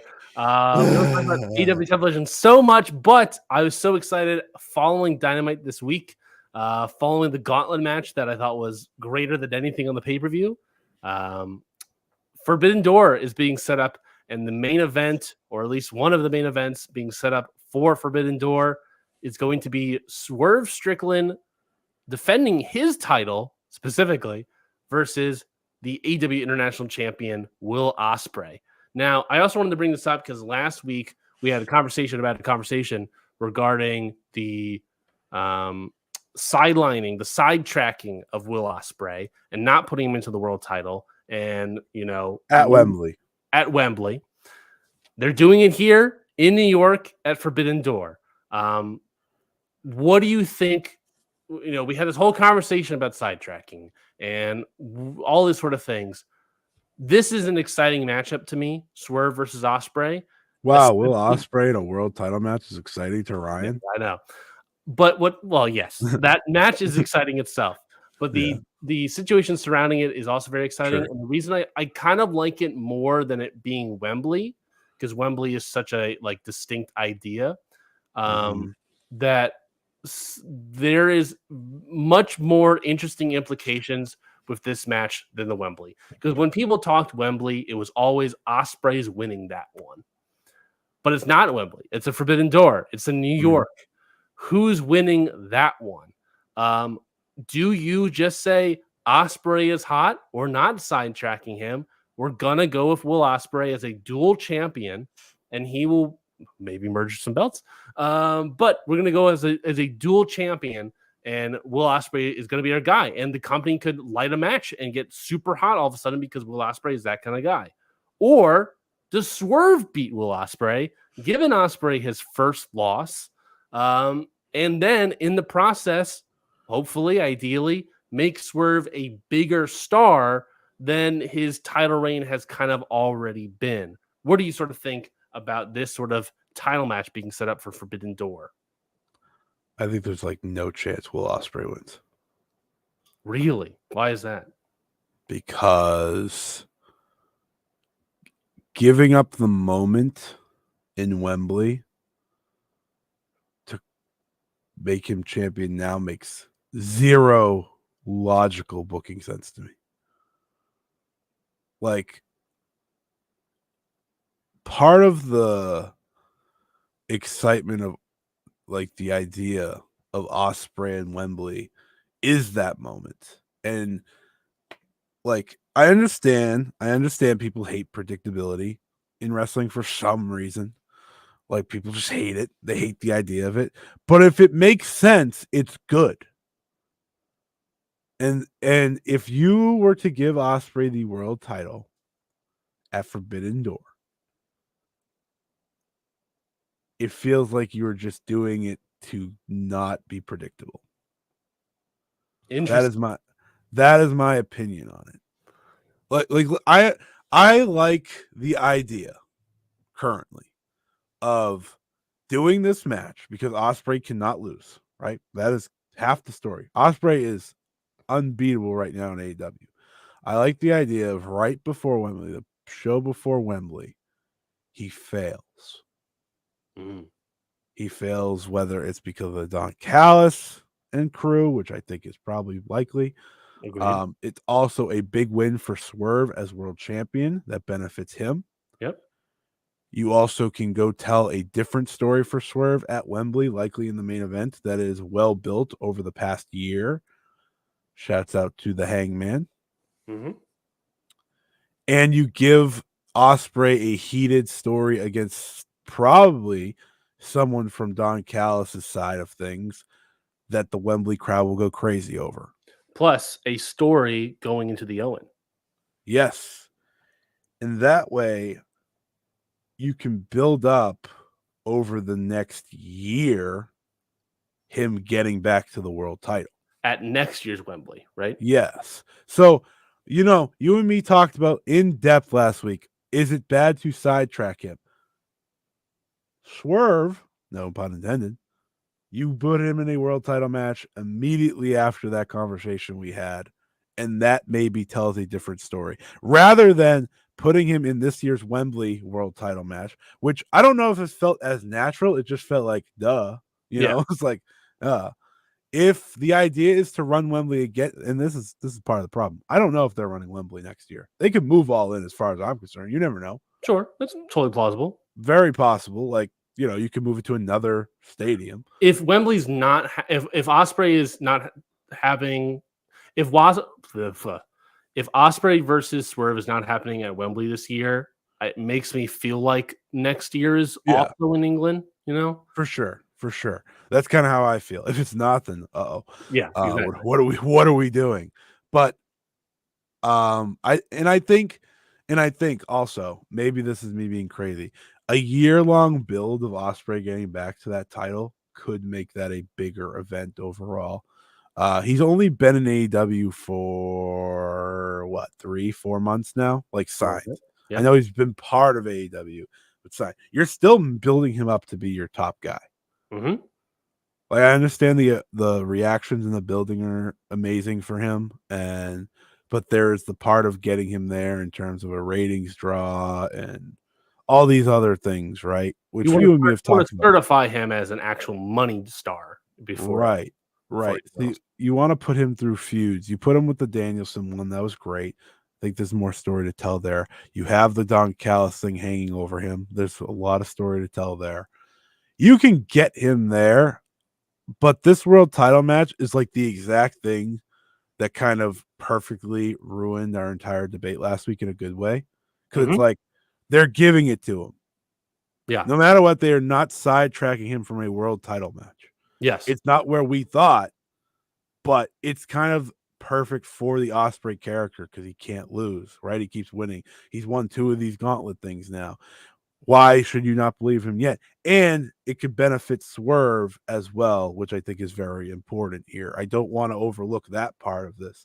This could really help Swerve because, truthfully, if we do run Swerve versus Hangman for the world title, I don't think Swerve should be winning. Yeah, it's the same thing with Ospreay. If it's Page versus Swerve, everyone's like, "Oh, Page should win," because Swerve is not as big of a star as Adam Page and Will Ospreay. But if Swerve can beat Will Ospreay at Forbidden Door, he bumps up immediately. Yeah, I also think for their story, Hangman should probably actually win a match. Also true. He hasn't done that, and because I'm very interested in a heel Adam Page title run. Mm-hmm. You give Swerve this first initial run. Hopefully, by the end, he is a bigger star. You main event him with Wembley, he's going to be a bigger star, right? Mm-hmm. Swerve carries himself like a world champion. Mm-hmm. I just need the stories on TV to allow him to continue to do that. And I think going from Ospreay to probably a middle one sometime in July, that's a TV one, to Ospreay to Hangman is a great natural story for him. But we'll wait and see, right? We don't know for sure if Hangman's the one. Hangman feels obvious. That's another reason I can't see Ospreay win. If you have a Swerve reign and don't do Swerve versus Hangman for that belt, booking malpractice. That was the biggest feud last year. And also, I just want Hangman back. That's a different conversation. Yeah. What it does do, which we didn't talk about too much last week, but I remember you saying that this was part of the conversation with the Mike and JD show, which, again, double billing, back-to-back episodes. Come on. We got to get some pay from them for all this free advertising. What they did talk about is the codifying idea of sidetracking Will Ospreay a little bit. And I think whereas they were incorrect necessarily with the sidetracking, because obviously we're getting the title match now, but I think it does lead to... Did we think he was going to be the title match of Forbidden Door? No. The co-promoted pay-per-view between AEW and New Japan Pro Wrestling? No, we did talk about at one point that last year or whatever, they did do AEW versus AEW and New Japan versus New Japan and sort of title matches and stuff. So we knew it was a possibility, but we didn't think it would be Will Ospreay versus Swerve at all. When I watched that gauntlet match and I saw Will Ospreay come out, I didn't think, "Oh, here's the winner." I saw Mystico and thought that. No, Damn right. Yes, you did. But the idea of the codifying sort of Will Ospreay, where you get this title shot here, he loses, and then he has to work back into it, and he has to get over the Dom Callis family, all that sort of stuff. We talked about that. That's not really a Cody idea, but that's Danielson from 2014. I don't remember. I wasn't watching wrestling at that time. I don't remember off the top of my head. But that's a classic story of losing and then having to chase. That is what's possibly setting up with Will Ospreay, is losing at Forbidden Door and setting up the chase so that you can create more stars in this company, because this company needs more stars right now. You can create a star at a Swerve, and you can make Will Ospreay a bigger draw and ratings draw and all this sort of stuff, a money star in the meantime, so that when you circle back to Will Ospreay in a title match, maybe against Swerve, maybe against Adam Page, whoever it may be, it is money against money, and that's when you have a big time matchup. I do think you're still building Ospreay up as a star. He's a star in the buildings. Like I said, he's probably a star in merch, but it is the next level that you want to get him to. Also, Will Ospreay's entire career has been about losing and getting the big win. Mm-hmm. Right? Like that has been his career. Just this past year, it changed. Yeah. Like in New Japan towards the end, because he beat Okada finally, but he lost to Okada 7 times before he finally beat him, right? Him and Zach traded hundreds of wins. It feels like all of his big rivals and big matches have been about losing. Last year in the G1 against Naito, he lost. The story of Ospreay is chasing, basically. Yeah, Ospreay does not need to be undefeated. I don't think anyone believes that. I don't think that's the main thought process. But he does not need to be undefeated. I understand this company loves to protect their top guys, as you should. You should not just have them dropping wins here, there, and everywhere. But you can lose and make it meaningful. And that's what I'm assuming happens here, right? He lost to Kenny first. Then he had to come back around. That's an important part. It's how you tell the best stories is through losing. And what makes Will Ospreay a great wrestler is that he is great in the chase and great as champion. Right. Yeah. His IWGP World title reigns, great one. Sorry, I had to get a joke in there. Poor guy got hurt. I always forget that that was the only chance he got with that belt, which is crazy to me.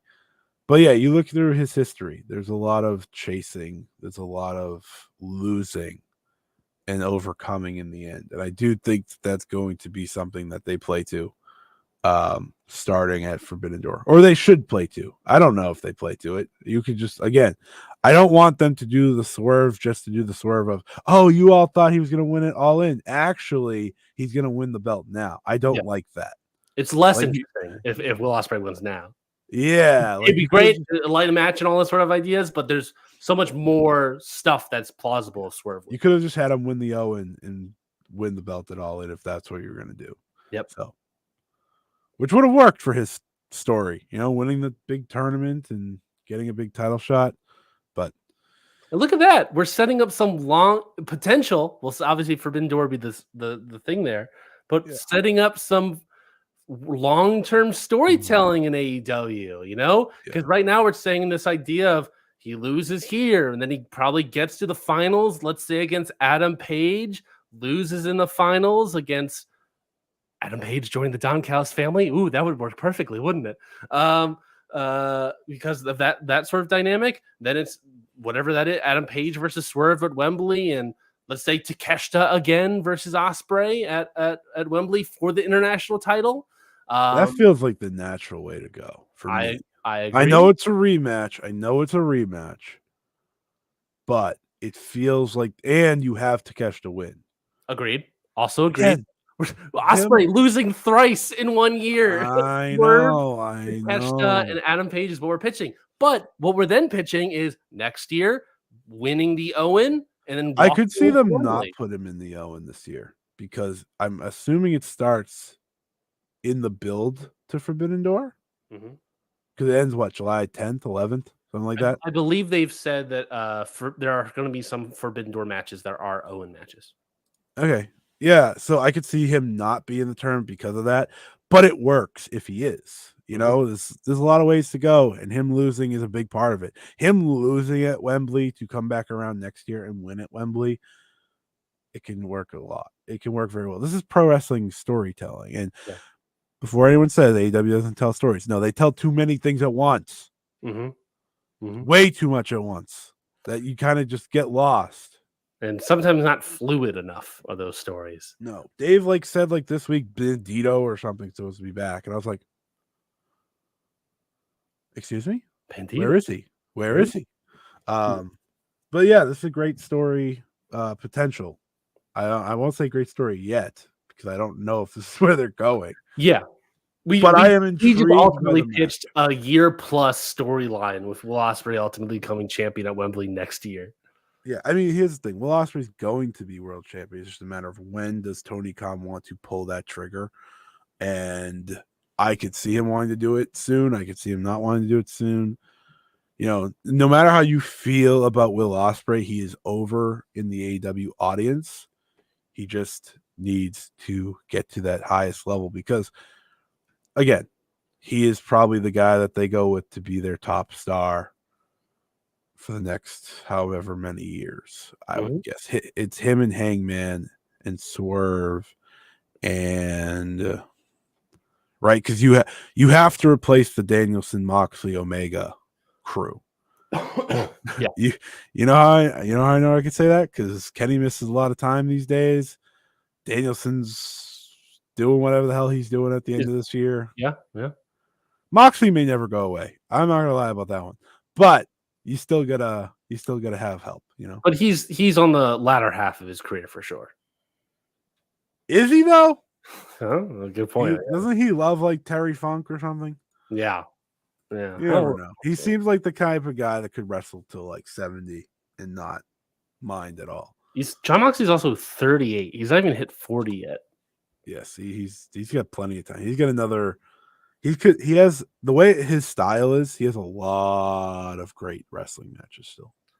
MazFan84 in the chat. Do you think if AEW runs Omega Okada at All In, does it main event over the world title match? Obviously, big if with Kenny Omega, but they certainly set up the idea of Omega versus Okada. And All In feels like the natural match. I also love not doing that in the States again. Just all the conversation and then not doing it in the States is very funny to me. If Omega's clear, yes, for sure. I think. But I don't know if Omega will have. I don't know if Omega will have a shot to wrestle by the end of the year, let alone by All In. You know what I think? I don't think it's All In Wembley. I think it's All Out. That could work too. In Chicago, they pushed back the dates of All Out as Kenny Omega. Wait a minute. You want Kenny Omega to just be in a lame duck match at Wembley? Who would do that? Oh, wait a minute. They did that last year. Yes, but I'm pitching. Why? Don't even bother with All In Wembley. Make it the main event of All Out, the return of Kenny Omega against Okada, Continental title on the line or whatever, if you want to do that. Kenny in Chicago. Kenny in Chicago. That'd be interesting. But it's the return, so I don't think the crowd's going to. I think it'd be fine. I don't think they care that much anymore unless it's the Young Bucks, truthfully. Plus, or Jack. like I said, plus Kenny good surgery, and then all of a sudden All Out gets pushed back a couple weeks. Well, I don't know. It would make sense if they want that to main event. Like last year, they had Cassidy and Moxley. Yes, I believe so. That was a great. All Out ended up being a great show. So it's certainly plausible that they do Omega Okada, a continental title. I think you're on to something there. Suck for the Wembley folks, but But you can't have It'll be fine. you can't have the big epic on that show. No. And Kenny versus Okada is a big epic. And my opinion, my point here is you can't do that not in the States again. This might be the last match, and after all this, not doing it in the States, you'd be kidding me. Yeah, you make a great point. Like you probably have one of these left. Yeah. We got teased in the States so much. Other Forbidden Door matches so far that they teased is the women's title match versus Tony and versus Mina Shirakawa. We have already known this. That got confirmed today. That got confirmed today. TBS title match: Mercedes Moné versus Stephanie Vaquer. Sorry, La Primera. Shout out. And then a TNT ladder match is what we're doing for the vacant TNT title. So far, Konosuke Takeshita has qualified for said ladder match. Ladder matches are stupid. I would be shocked if Scapegoat Jack Perry also gets qualified as well. And I don't think there's anything for AEW this Wednesday in terms of qualifying. This is a legitimate question. Has AEW ever had a great ladder match? Like multi-man ladder match? Not a tag team one, a multi-man ladder match. I feel like the first Casino ladder match was pretty good. That Adam Page return one was pretty good. That was pretty good. That's probably the one. The Young Bucks versus Lucha Brothers. I said non-tag team, like multi-men, not tag team, not one-on-one. Like the Money in the Bank style. Yeah. Probably just the one you named, which was a casino one, which is a very different strategy to begin with. But yes. I get what you're saying. You're saying multiple guys in the ring at once at the very beginning. I don't even know. The chaos. I don't even remember how many they've had. Well, they had the Face of the Revolution ones. Yes, which all those stinky poo poo. I don't remember any of those. Wardlow won once. Was it the Casino or Face of the Revolution where we got Brian Cage's debut? I think it was Casino. That was Casino. Yeah, because he got the big Sonic ring. Yeah, he came out and ripped the ladder in half as he was coming out. Yeah. And then he killed Darby, as one does. Yeah, well, that's normal. Yeah, I guess that's like. Yeah, I don't know. I just also Takeshita in a ladder match. That's what you're using him on Forbidden Door. Upsetting for me. If Shingo doesn't have a singles match on the show, by the way, I am going to be pissed. Thank you for asking. TNT ladder match does feel like a Shingo spot, doesn't it? That would be awful. It does feel like a spot you could put Shingo in. I mean, we know who's winning this match. It's going to be Jack Perry. Yeah. Why are we acting stupid? It's just like he's going to win this match. Hopefully House of Torture helps him. That's my hope. Sorry. I want Takeshita climbing the ladder, and then as he's about to grab the TNT title, Evil's music plays, much akin to Ali Brock Lesnar, and Takeshita just stands there watching as Evil comes out, and then Evil destroys him and then grabs the TNT title for himself. All right, last bit here before we go is Dominion is next week. New Japan's Dominion show the next week, 6/9. We have the show here. Of course, we have the IWGP tagged. Well, we have a lot of matches here. Do I have all of the matches here? Let me go to 1972 real quick. We have, I believe this is all the matches. IWGP Tag Team title and New Japan Strong Openweight Tag Team title 4-way elimination tornado match. All 8-man in the ring at once. Bullet Club, Chase Owens and Kenta versus Guerrillas of Destiny, El Phantasmo and Hikuleo versus TMDK, Mikey Nichols and Shane Hayes versus Hiroki Goto and Yoshihashi. We don't have a lot of time, so I'm just going to say all the matches, Scotty, and then we'll talk about the show in a moment. New Japan World TV title match, Jeff Cobb versus Tomohiro Ishii. Ooh, that's a little interesting. New Japan King of Pro Wrestling title match, Yuya Uemura versus Great Okan. I know what you're wondering. What are the stipulations? Well, I know them. And one involves 61 minutes. I almost killed myself.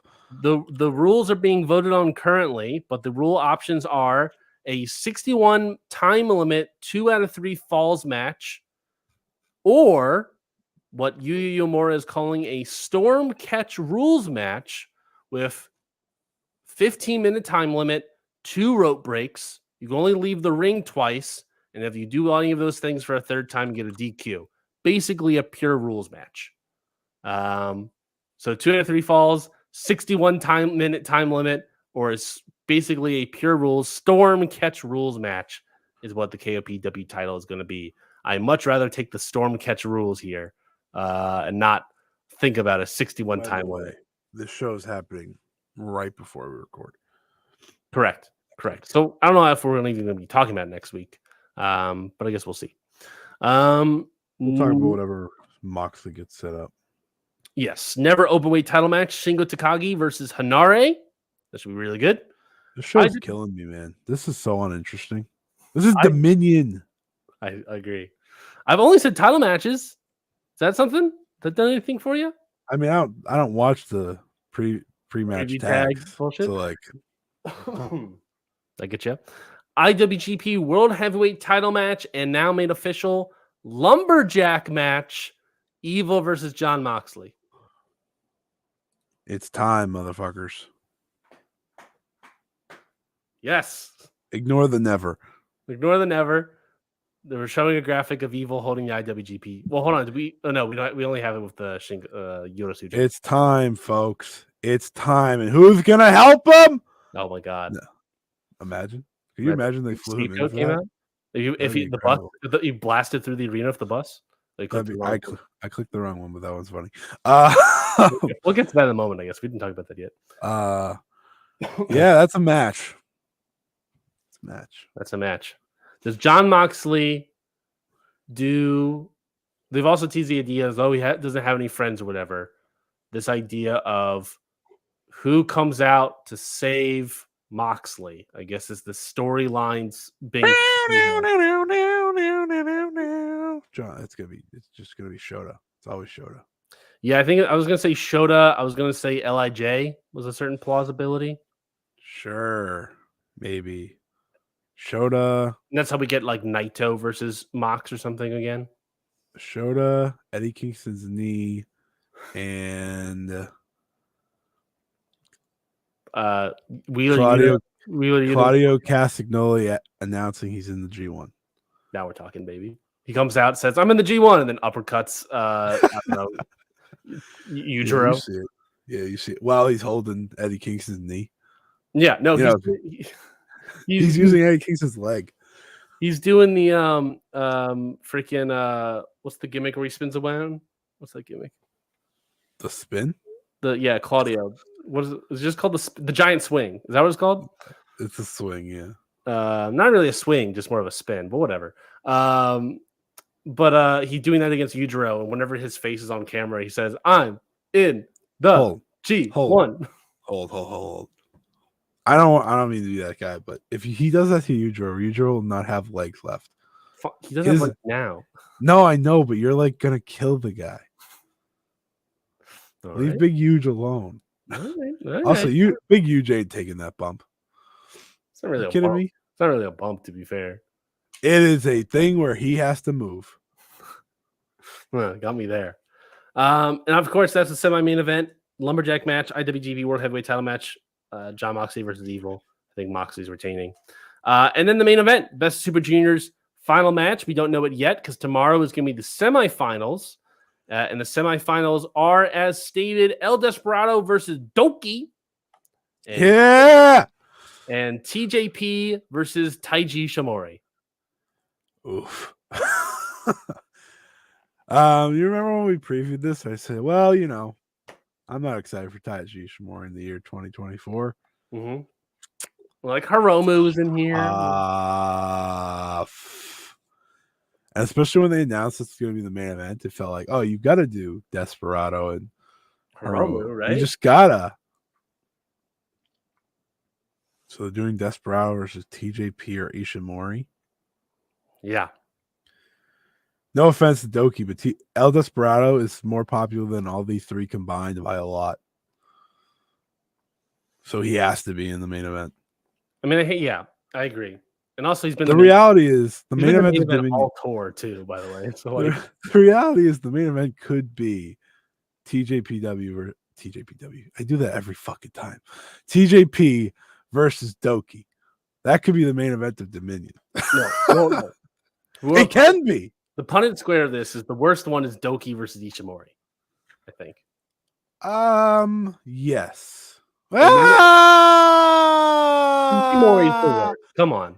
No. Ishimori on his best day is much better than TJP. Is this his best day? If he's in the main event of Dominion, I'd like to think he would have his best day. Okay. But I don't know. So, on a consistency basis, yes. I'll give you that. So you're saying the worst one is TJP Doki, and then Doki Ishimori on top of that. Do you hear that as a Dominion main event? No. Doki versus TJP. I mean, that's my main event because I love Doki. So it's TJP Doki, and then on top of that is Doki Ishimori, and then I mean the best one, obviously, to me, the best one is TJP and Despy. I think that's very clear. I think that's what it's going to be in a Dominion main event. I know. With this company, man. This company. What happened? The Cruiserweight Classic winner, TJ Perkins, formerly known as Suicide in TNA. Dab baby. Central. Dab, baby. And that's my expected final now. Mm-hmm.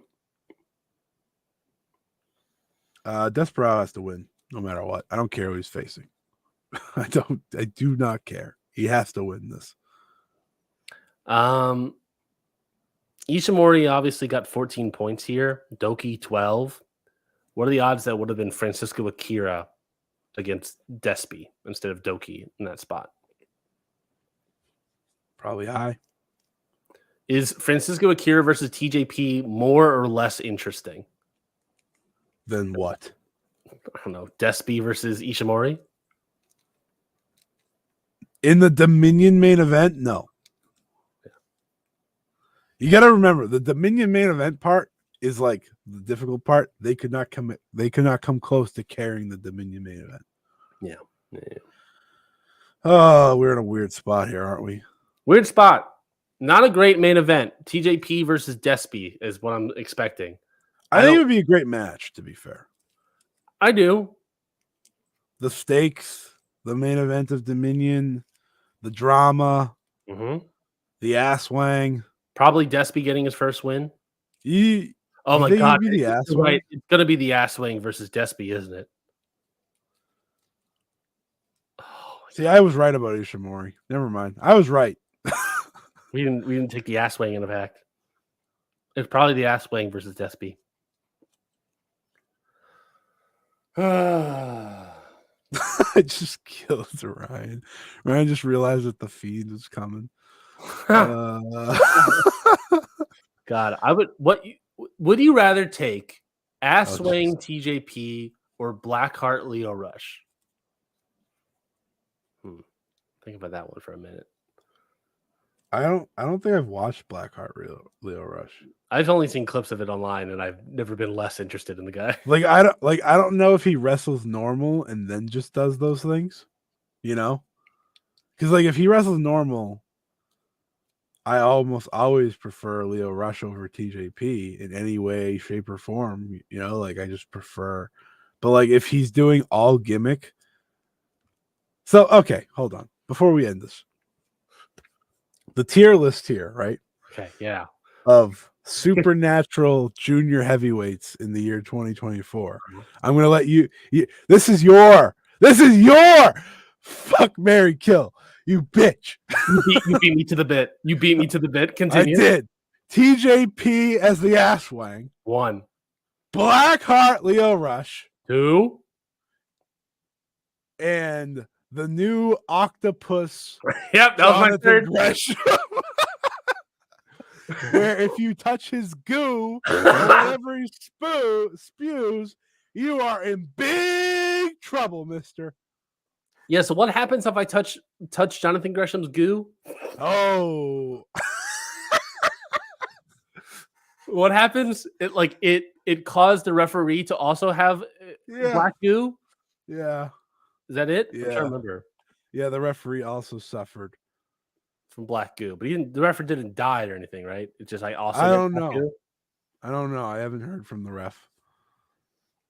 Okay, fuck, Mary, kill the ass wang, the black heart, and does Jonathan Gresham have a nickname? I don't think so. I don't know either. You think it feels like he should?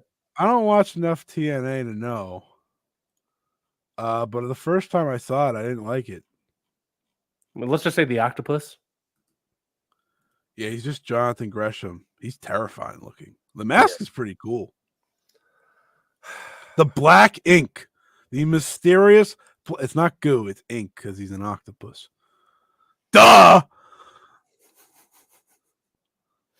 I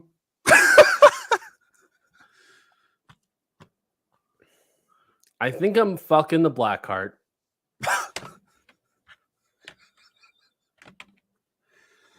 How did this become a segment? Oh, easy.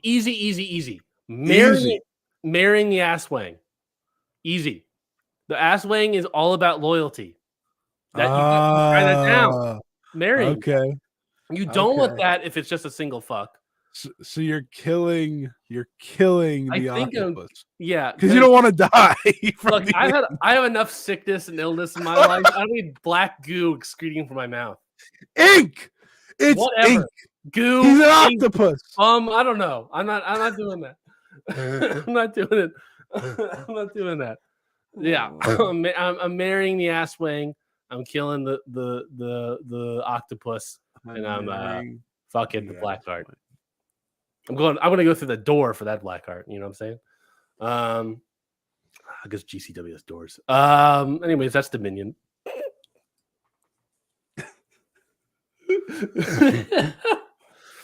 Oh God. What's happened to this show? No. The only other thing we have to talk about this week is the MJF scale, something we've debuted in the Double or Nothing, which by the way happened last week. Double or Nothing pay-per-view review. Yeah, I know Dominion. What? No, Double or Nothing happened last week? That just it feels like a century. Oh, it feels like a decade ago. Yeah, I feel you. We debuted this via comments. An MJF scale between shitty story, sports entertainment and pro wrestling. Which, by the way, this picture is from the Blood and Guts match that's after he pushes Chris Jericho off. It's a good picture. Bad match. Yeah, but it's a good picture. So sports entertainment to bad match. Like the bar is centered, but the pictures are off, and it is annoying me. Anyways. So obviously MJF didn't show up on Dynamite this week, but Roosh challenged him to a match. And also, obviously, what's happened with MJF in terms of the promo at Double or Nothing.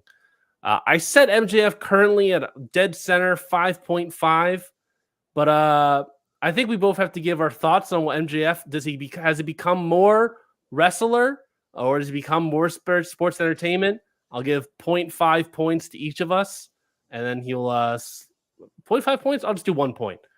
No, because he will jump up to 10 possibly real quickly. So we'll do 0.5 points to each of us. And we get to vote on has it become more sports entertained this week or has it become more bloody this week, I guess. More true wrestling, true graps, real graps. Is he real graps or is he sports entertained? That's the bet. I'll think of some sort of music. What's your thoughts? We didn't see much of MJF this week, but we do get a match preview, possibly with him versus Roosh. Sorry. I think you have to be a pro wrestler for that. Like, I think reality is I don't like this. You don't like this bit? No, I love the bit. Bit's great. Great. One of your best bits. The fact that you made an actual bar, hilarious. I applaud you for that. No, I don't like the part where I have to judge MJF because it's painful sometimes. Also, consider the bid. It has to have it. But I would move him up to pro wrestler for now if Roosh is his first program, because Roosh is going to beat the life out of him, and that's real. I think between the promo and Roosh as a first potential challenger, I mean, that just screams real graps in my opinion. I want to see MGF get his gourd stomped in 10 minutes straight or whatever with Roosh. That's kind of screwed up, but okay. Yeah, this is what his face is going to look like after dealing with Roosh, and that makes me excited. So is he moving up one full point? He's moving on up. There we go. MGF back up. He's going up closer to pure graps. And that's what I like to see. But he has a promo this week, so I expect this to go back down. Oh, he has a promo this week? That's what's announced? He returns to Dynamite, which tells me MJF is talking for 25 minutes. It's totally plausible, but it's also plausible that we get Roosh beatdown. Yeah, a Roosh beatdown angle. He gets the horns. He messed with the bull, and now he gets the horns. Ah! I think that's certainly plausible. We ended our show with a gimmick of 3 pro wrestlers, fuck, marry, kill, and the MJF meter. If that isn't Ring Post Radio in a 10-minute nutshell, I don't know what is. We also put over Evil before that. So if that isn't Ring Post Radio, then I don't know what is. I agree. So thank you, everybody, for joining us on this week's episode of Ring Post Radio. Scotty, anything to plug? Matches of the week? Any of that nonsense? Oh, I finally have a match of the week. Not that there was a lot of wrestling this week, but I did love Yuma Anzai versus Kento Miyahara for the Triple Crown. I almost called it the All Japan World Title, and I was like, that's not a thing. The Triple Crown. Kento in a main event. Lovely. Yuma Anzai rules. You know what's funny? I said to myself watching this, God, I'm so happy Yuma Anzai wasn't taken from New Japan or something. Because what would he be doing right now? He'd be a young lion. Probably Instead, right. he's the Triple Crown champion. Leader of a faction. Triple Crown champion, and just great. He would be doing headlocks and arm drags right now. If he was, that would be terrible. He would have what's my gimmick of Yuya Uemura? He'll have fantastic fundamentals. Yuya Uemura. Is there anyone that you could care less about than Yuya Uemura? And I just feel like there's when I see him, I'm like, wow, I do not care about this match at all. That is accurate. Yeah, I just don't care for Yuya Uemura in any capacity. That's what I'm gonna have to deal with. That's my lot in life. I have a new FMK for next week. Yuya Uemura. Yuma Anzai, definitely fucking Yuma Anzai. I mean, come on. You're not marrying Yuma Anzai? You're not committing to Yuma Anzai? It depends on the third, really. Oh, okay. Because if I marry them, I can fuck up all the time. Oh my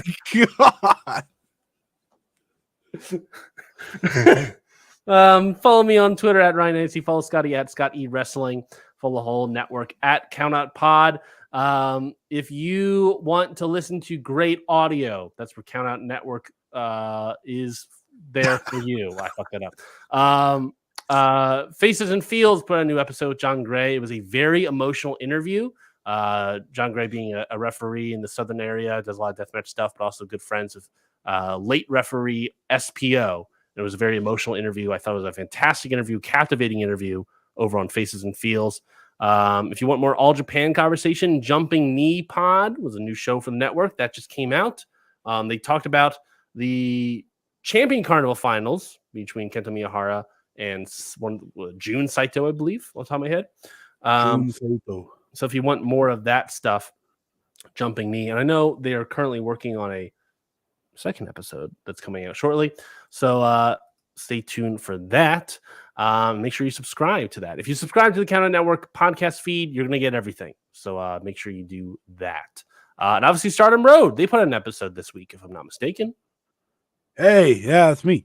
We put out an episode about Io Shirai versus Mayu Iwatani. You check that out on Spotify, Apple, wherever you get your podcasts, and YouTube as well. And we'll be back next time with a tier list that certainly won't anger anyone. I'm excited by what that means. We'll see. Well, can we do a tier list of all pillars? So, like, the 4 pillars back in the day, the AEW pillars, the Riwa. Well, there must We should do that. The Every pillar. Yeah, but it's the groups of pillars. It's not. The groups of pillars. Every made up pillar ever. Yeah, every made up pillar group. The Musketeers, the pillars. I think that's what we got to do. So we got to put that together. Yeah, and my match of the week, if I had to pick one, I prepped up, and this is another plug leading to a plug. My match of the week is from 2015, Money in the Bank. Kevin Owens versus John Cena. This was the second match of their 3-match series when Kevin Owens was still NXT champion, came into the company, came into the main roster, I should say, and feuded with John Cena immediately. This match was great, 4.5 stars at Money in the Bank. A great match between Kevin Owens and John Cena, and a great feud. Every single match I went 4+ on their 3-match series. So it was a fantastic wrestling feud that elevated Kevin Owens immensely. And if you want a whole conversation about Kevin Owens, Kevin Steen, Mr. Wrestling, then you can join patreon.com/countoutpod. And you can listen on the $5 tier. You can listen to the newest episode of The Ballot that just came out. It was all about Kevin Owens, Kevin Steen, talk about the career and the wrestling abilities of Kevin Owens, talking about with Kyle from Apron Bump Podcast. So again, patreon.com/countoutpod. On the $5 tier, you can listen to that. And free, you can listen to right now on our Ring Post Radio and Countout podcast feeds for free. You can listen to the podcast about Cody Rhodes that Scotty and I did for The Ballot. But again, patreon.com/countoutpod, $5 tier. You can listen to the newest episode about Kevin Owens, along with all the old episodes. Cody Rhodes, Kento Miyahara, the Usos, Zack Sabre Jr., and I have another one coming out this month, and I'll say right now, about Sami Zayn. So that should be exciting stuff. That is it, I believe, for this week's episode of Ring Post Radio. So until next time, we say goodbye to everybody. Until then, see ya.